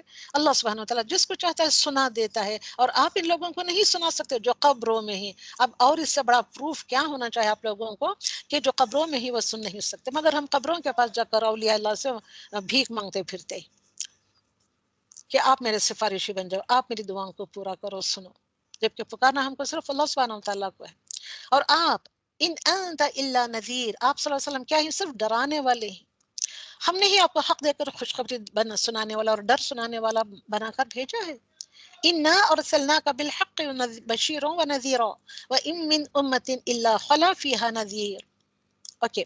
وَإِن يُكَذِّبُوكَ فَقَدْ كَذَّبَ الَّذِينَ مِن قَبْلِهِمْ، اگر یہ لوگ آپ کو جھٹلا دیں تو جو لوگ ان سے پہلے ہو گزرے انہوں نے بھی تو جھٹلایا تھا. نوح علیہ السلام کو، لوط علیہ السلام کو، ابراہیم علیہ السلام کو، شعیب، صالح، کتنے پیغمبروں کے نام ہے، سب ان کو جھٹلا چکے ہیں. ان کے پاس بھی وہ امت انہیں کے وہ قوموں کے پیغمبر آئے تھے معجزے لے کر، صحیفے لے کر، روشن کتابیں لے کر آئے تھے. پھر میں نے ان کافروں کو پکڑ لیا، سو میرا عذاب کیسا ہوا دیکھیے. آسمان سے پانی اتار کر ہم نے اس کے ثمرات مختلفا الوانها، کلر کے ہم نے فروٹس، رنگتوں والے کلرفل فروٹس ہم نے نکالے. اور پہاڑوں کے مختلف حصے ہی، اب جیسے کہ ہمالیہ پہاڑ ہے وہ ایک ہی پہاڑ نہیں، وہ تو پہاڑی سلسلہ ہے، وہ اس کے اندر چھوٹی کے یہ بھی گھاٹیاں بھی ہیں. اور اسی طرح آدمی اور جانوروں اور چوپایوں میں بھی بعض ایسے ہیں جن ان کی رنگتیں مختلف ہیں. جیسے کلرفل فروٹس ہیں ایسے ہی انسانوں کی بھی رنگتیں مختلف ہیں. جو لوگ کتاب اللہ کی تلاوت کرتے ہیں، ان الذين يتلون کتاب اللہ واقاموا الصلاة وانفقوا مما رزقناهم سرا وعلانية يرجون تجارة لن تبور. اوکے، جو کبھی لن تبور، کبھی ان کی تجارت کبھی بھی خسارے میں نہیں ہوگی. تو جو لوگ کتاب اللہ کی تلاوت کرتے ہیں اور نماز کی پابندی رکھتے ہیں، جو کچھ ہم نے ان کو عطا فرمایا اس میں سے پوشیدہ اور علانیہ خرچ کرتے ہیں، تو ان کی تجارت یہ کیا ہوگی؟ فائدہ مند ہوگی، کبھی وہ نقصان میں نہیں ہوگی. تو قرآن دل کی بہار اور غم دور کرنے کا ذریعہ ہے. قرآن کا صرف ابھی جو آیتیں پڑھی تلاوت کی گئی، قرآن کا صرف تلاوت کرنا بھی اجر ہے، صرف تم تلاوت کرو وہ بھی اجر رکھتا ہے. قرآن کا سفارشی بن کر آنا بھی ہے، عزت کا تاج اور لباس پہنانا ہے. تو ہمیں اتنا کلاس کا سٹارٹنگ میں نکات امپورٹنٹ پوائنٹس کی شکل میں قرآن کے بارے میں اتنا ڈالتی ہوں، تو ان سب کا جسٹ ہے. تو یہاں پہ بیوٹیفل سی دعا ہے، اللہم انی عبدک وابن عبدک وابن امتک یا امتک ناصیتی بیدک ماض فی حکمک عدل فی قضاؤک اسألک بکل اسمی. اوکے، اسمه ولك سميت به نفسك أو علمته أحدا من خلقك أو أنزلته في كتابك أو استأثرت به في علم الغيب عندك أن تجعل القرآن ربيع قلبي ونور صدري وجلاء حزني وذهاب همي وغمي إلا أذهب الله همه وحزن وأبده مكانه فرجا. اتنی خوبصورت دعا ہے. تو سیدنا عبداللہ رضی اللہ تعالیٰ عنہ بیان کرتے ہیں کہ رسول اللہ صلی اللہ علیہ وسلم نے فرمایا، جب بھی کسی کو کوئی فکر، غم، رنج و ملال لاحق ہو اور وہ یہ دعا پڑھے، اللہم انی عبدک وابن عبدک وغیرہ وغیرہ. اے اللہ میں تیرا بندہ ہوں، تیرے بندے کا بیٹا ہوں اور تیری بندے کا بیٹا، میری پیشانی تیرے ہاتھ میں ہے، میرے بارے میں تیرا حکم جاری ہے اور میرے بارے میں تیرا فیصلہ عدل والا ہے. میں تجھ سے تیرا ہر اس خاص نام کے ساتھ سوال کرتا ہوں جو تو نے خود اپنے نام رکھا ہے، یا اسے اپنے کتاب میں نازل کیا ہے، یا اپنی مخلوق میں سے کسی کو سکھلایا ہے، یا علم الغیب میں سے اپنے پاس رکھنے کو ترجیح دی ہے، کہ تو قرآن کو میرے دل کی بہار اور میرے سینے کا نور اور میرے غم کو دور کرنے والا بنا دے، میرے فکر کو لے جانے والا بنا دے. تو اللہ سبحانہ وتعالیٰ جب یہ دعا مانگتا ہے بندہ، تو اللہ سبحانہ وتعالیٰ اس کے فکر اور غم و رنج و ملال کو دور کر کے اس کے بدلے وسعت اور کشادگی عطا کرتا ہے. کہا گیا کہ اے اللہ کے رسول، کیا ہم یہ کلمات سیکھ نہ لیں؟ تو صحابہ پوچھتے ہیں آپ صلی اللہ علیہ وسلم سے، یا رسول اللہ، کیا جو آپ نے یہ کلمات جو پڑھے ہیں ابھی، کیا ہم یہ کلمات کو سیکھ نہ لیں؟ کہ انہیں مطلب ہم سیکھنا چاہتے ہیں. تو آپ صلی اللہ علیہ وسلم نے فرمایا کیوں نہیں ہر سننے والے کو یاد کر لینا چاہیے، سننے والے کو یاد کر لینا چاہیے. تو مسند احمد حدیث نمبر 5576، تاکہ ان کو ان کی اجرتیں پوری دے اور ان کو اپنے فضل سے اور زیادہ دے. واقعی اللہ سبحانہ وتعالیٰ بخشنے والا اور بے شک مہربان ہے. آیت نمبر 32 سورہ فاتر کے شان نزول میں یہ حدیث مبارکہ آئی ہے. ابن عباس رضی اللہ تعالیٰ عنہ فرماتے ہیں کہ پسندیدہ بندوں سے مراد امت محمد صلی اللہ علیہ وسلم ہے، جو اللہ کی ہر کتاب کے وارث بنائی گئی ہے. ان میں جو اپنے جانوں پر ظلم کرتے ہیں انہیں بخشا جائے گا، اور ان میں جو درمیانہ لوگ ہیں ان سے آسانی سے حساب لیا جائے گا، اور ان میں جو نیکیوں میں بڑھ جانے والے ہیں انہیں بے حساب جنت میں پہنچایا جائے گا. یہ سارے آیتیں جو نازل ہیں اس کا یہ شان نزول ہے. تو اسی کے بارے میں اور ایک بیوٹیفل سی حدیث ہے. حمید قال سمعت معاویہ ابن ابی سفیان خطیبا یقول. تو حمید سے حمید سے مروی ہے کہ کہتے ہیں کہ میں نے معاویہ بن ابی سفیان کو خطبہ دیتے ہوئے سنا، کہہ رہے تھے کہ میں نے نبی صلی اللہ علیہ وسلم سے سنا، آپ نے فرمایا. کون کہہ رہے ہیں؟ آپ صلی اللہ علیہ وسلم. اللہ سبحانہ وتعالیٰ جس شخص کے ساتھ بھلائی کا ارادہ کرتا ہے اسے دین کی سمجھ عطا کر دیتا ہے. میں یرید اللہ بہ خیرا یفقہہ فی الدین. اوکے، تو میں نے صرف تقسیم کرنے والا ہوں. میں تو کیا ہوں؟ رسول اللہ صلی اللہ علیہ وسلم کے صرف تقسیم کرنے والے ہیں، جبکہ اللہ سبحانہ وتعالیٰ عطا کرنے والا ہے. جو کچھ بھی اس نے عطا کیا آپ صلی اللہ علیہ وسلم لوگوں میں تقسیم کر رہے ہیں. عطا کس کے ہے؟ اللہ سبحانہ وتعالیٰ کے. اور یہ امت ہمیشہ اللہ کے حکم پر قائم رہے گی. جو ان کی مخالفت کرے گا انہیں نقصان نہیں پہنچا سکے گا حتیٰ کہ اللہ کا حکم قیامت آ جائے. تو جنت عدن يدخلوها يحلون فيها من اساور من ذهب ولؤلؤا ولباسهم فيها حرير. پوشاک ان کی، لباس ان کا حریر ریشم کا ہوگا. جنت کے باغات میں ہمیشہ رہنے کے جو لوگ ہیں وہ کیا کیا ان کو پہنایا جائے گا؟ سونے کے کنگن اور موتی پہنائے جائیں گے. جب یہ آیتیں سنی صحابیات نے اپنے ہاتھوں کی کنگنیں اتار کر لوگوں میں بانٹ دی، دے دیے. رسول اللہ صلی اللہ علیہ وسلم کو اللہ کے راہ میں خرچ کرو، کیونکہ ہم کو یہاں دنیا کے کنگن نہیں چاہیے، ہم کو آخرت کے کنگن چاہیے. تو جس نے ہم کو اپنے اپنے فضل سے ہمیشہ رہنے کے مقام لا اتارا، جہاں نہ ہم کو کوئی تکلیف پہنچے گی اور نہ ہم کو کوئی خشکی پہنچے گی. اوکے، تو جو لوگ کافر ہیں ان کے لیے دوزخ کی آگ ہے، نہ تو ان کی قضا ہی آئے گی اور کہ وہ مر ہی جائیں. مرنے کے بعد اور دیر از نو موت، بس وہ ان کو ہمیشہ جلتے رہنے دوزخ میں. دوزخ کا عذاب ہی ان سے ہلکا نہ کیا جائے گا. ہم ہر کافر کو اسی ہی سزا دیتے ہیں.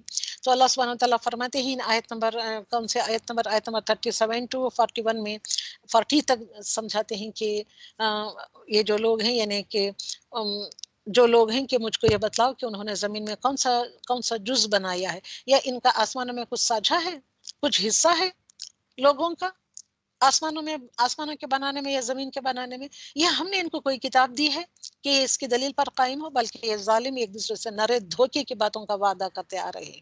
استکبارا فی الارض ومکر السیئ. دنیا میں اپنے آپ کو بڑا سمجھنے کی وجہ کیا ہے؟ اس سے اللہ سبحانہ تعالیٰ یہ کیوں ایسے کہہ رہے ہیں؟ کیونکہ ان کفار نے بڑی زوردار قسم کھائی. وَأَقْسَمَ بِاللَّهِ جَهْدَ أَيْمَانِهِ. بڑی زوردار قسم کھائی اللہ سبحانہ تعالیٰ کی.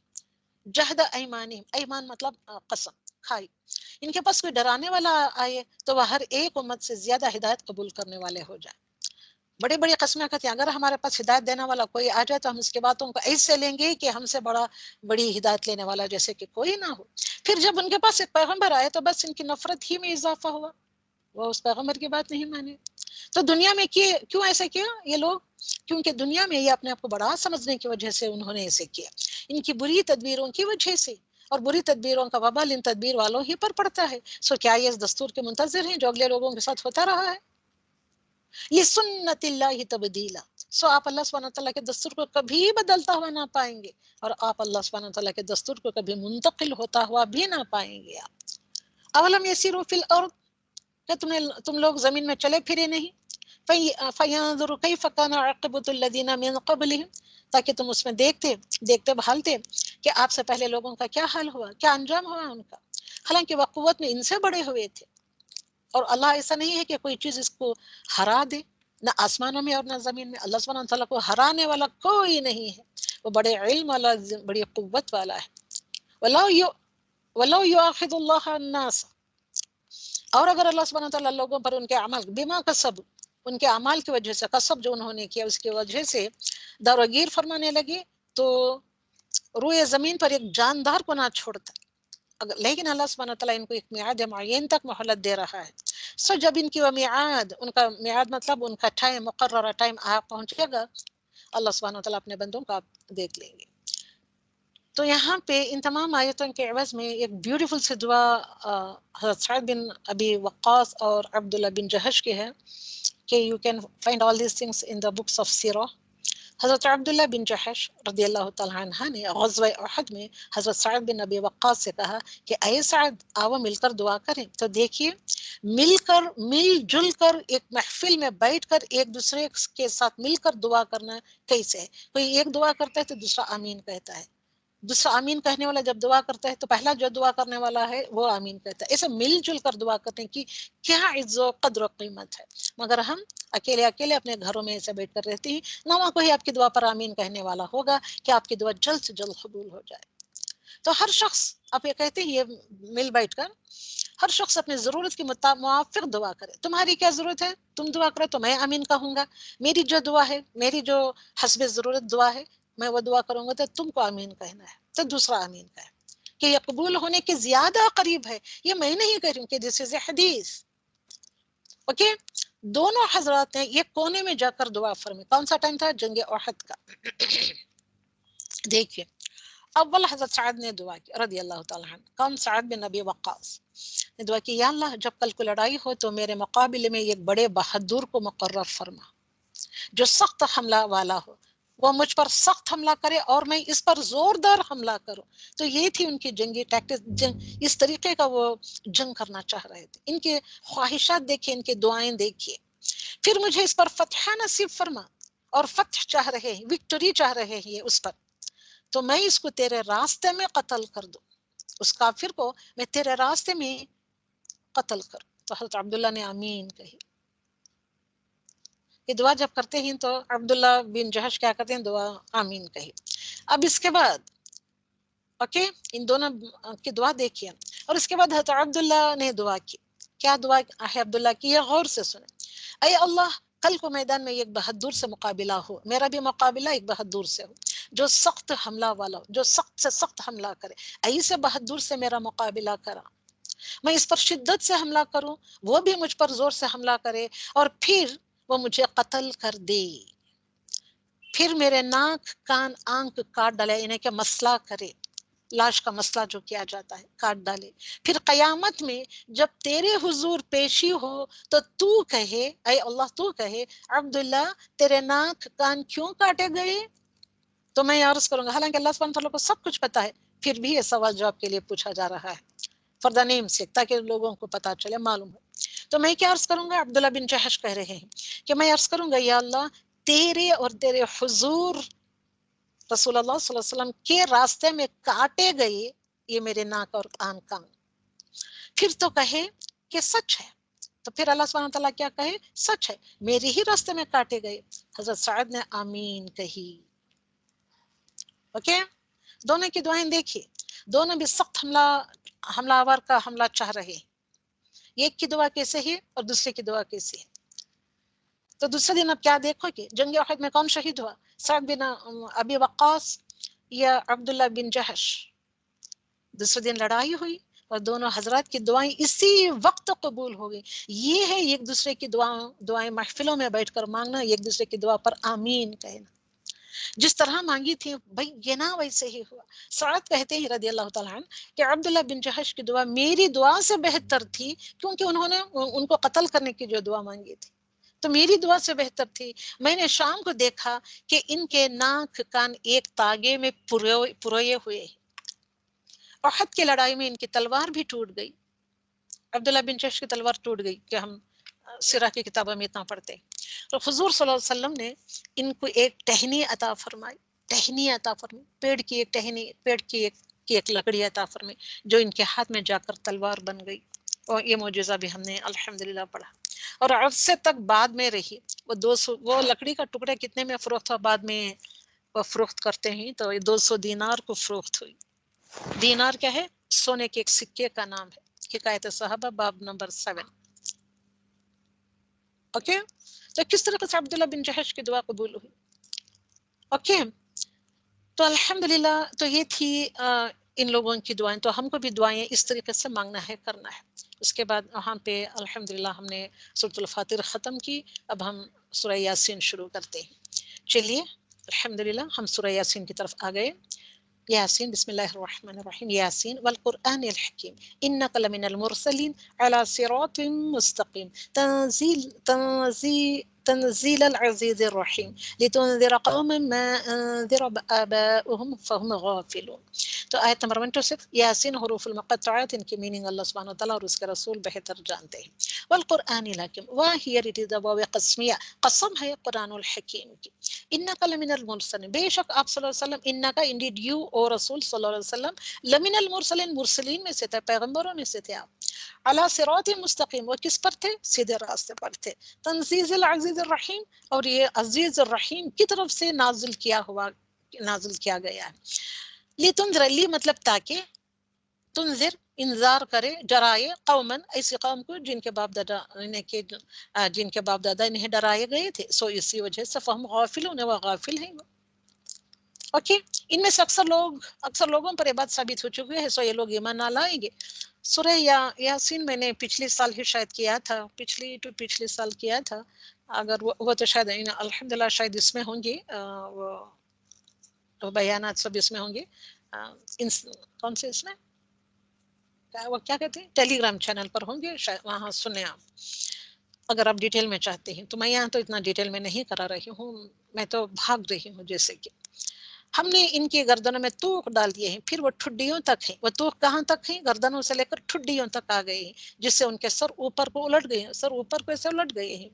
اور ہم نے ایک آڑ ان کے سامنے کر دی ہے اور ایک آڑ ان کے پیچھے کر دیا، جس سے ہم نے ان کو ڈھانک دیا، سو وہ نہیں دیکھ سکتے.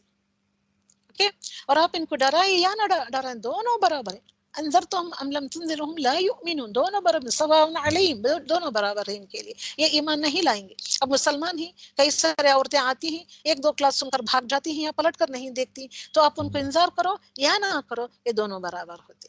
بس آپ تو صرف ایسے شخص کو ڈرا سکتے ہیں جو نصیحت پر چلے اور رحمان سے بے دیکھے ڈرے. سو آپ اس کو مغفرت اور باوقار اجر کی خوشخبریاں ان کو سنا دیجیے.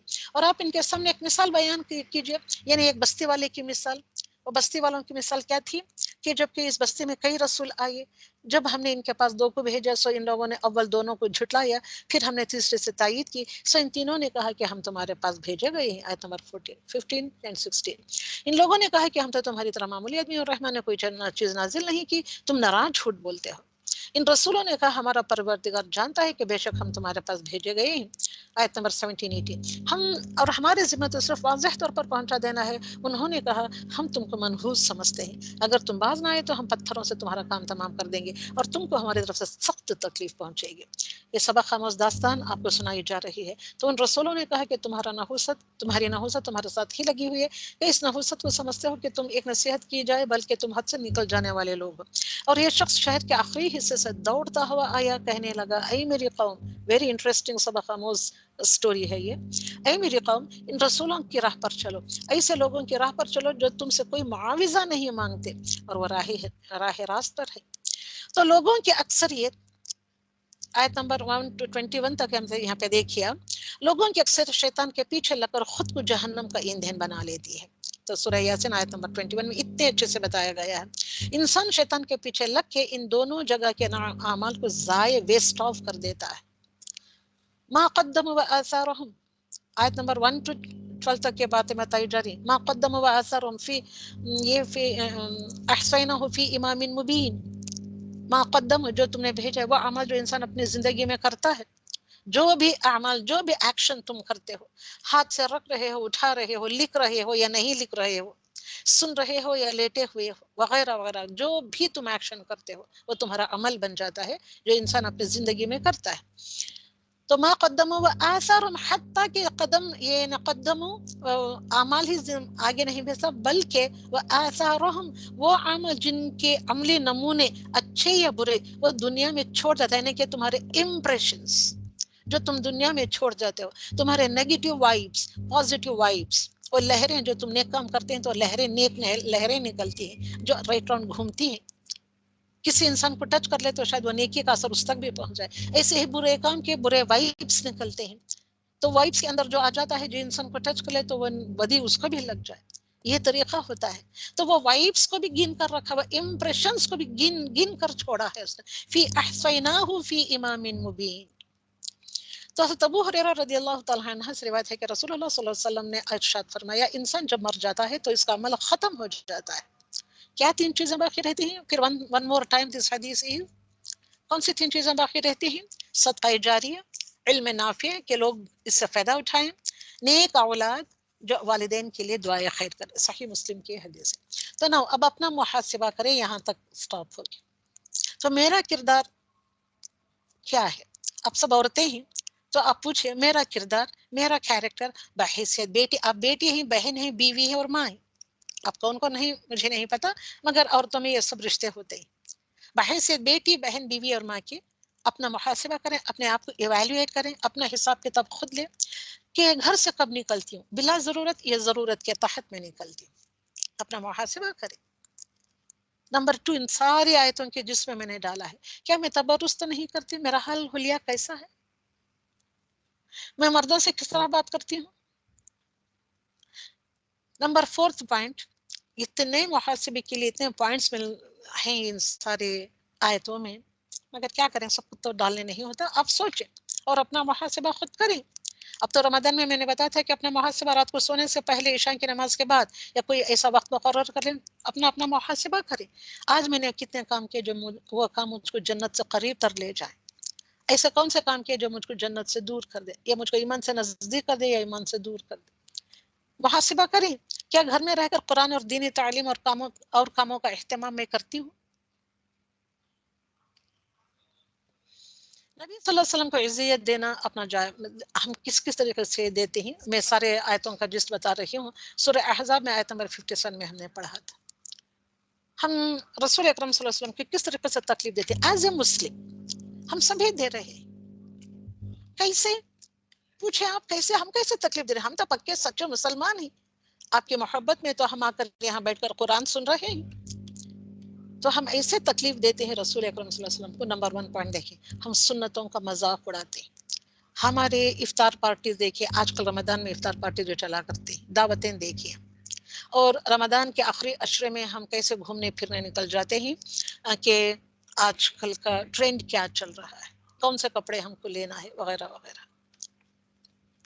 احادیث کو نہ ماننا، شریعت اسلام پر نہ چلنا. حدیث کو پڑھتے نہیں تو نہ ماننے کے برابر ہوتا ہے. پڑھتے ہی تو ہم مانتے ہیں اس کو. ہم مان رہے ہیں اس لیے پڑھنے آ رہے ہیں، ہم مان رہے ہیں تو اس لیے حدیث کو سننے آ رہے ہیں. ہے نا یہ بات؟ شریعت اسلام پر نہ چلنا. جتنی باتیں ہم کو شریعت کی پتہ چلی ہیں اسلام کی، ایٹ لیسٹ اتنی باتوں پر بھی چلیں تو کتنی اچھی بات ہے. اور جو یہ مشن محمدی، یہ مشن محمد یعنی دا مشن آف محمد رسول اللہ صلی اللہ علیہ وسلم کو پورا نہ کرنا، تو اب انہوں نے یہ مشن ہم کو سونپا ہے کہ we have to fulfil this mission. ہم کو پورا کرنا ہے آپ کا مشن. مگر ہم میں سے کتنے لوگ یہ علم کو لے رہے ہیں تاکہ ہم اس مشن کو پورا کر سکیں. تو آپ صلی اللہ علیہ وسلم، صحابہ، امہات المؤمنین اور اہل بیت کی شان میں ہم گستاخی کیسے کرتے ہیں؟ ان کی زندگیوں کو فالو کرو کر کے، جبکہ اللہ سبحانہ وتعالیٰ نے ایک گریٹ ڈیمانڈ دے دیا ہے، ایک کمانڈ دے دیا ہے، تو ہم اس کے الٹ ہی کر رہے ہیں. تو یہ تو ان کی شان میں گستاخی کے برابر ہو گئی. الحمدللہ رب العالمین. تو یہ چند چیزیں تھیں. الحمدللہ رب العالمین. اوکے. تو بتانے کے لیے تو بہت کچھ ہے. الحمدللہ اب میرے پاس وقت نہیں ہے، تو انشاءاللہ وقت نہیں ہے، ہمارے پاس وقت کی کمی ہو گئی ہے. تو الحمدللہ رب العالمین یہ آج کا لیسن ہم ختم کرتے ہیں. الحمدللہ اللہ کے فضل و کرم سے ہم نے آج کا یہ لیسن بھی ختم کر لیا ہے. الحمدللہ رب العالمین. وآخر دعوانا الحمدللہ رب العالمین. سبحانک اللہم وبحمدک، سبحانک اللہم وبحمدک، ونشہد ان لا الہ الا انت، ونستغفرک ونتوب الیک.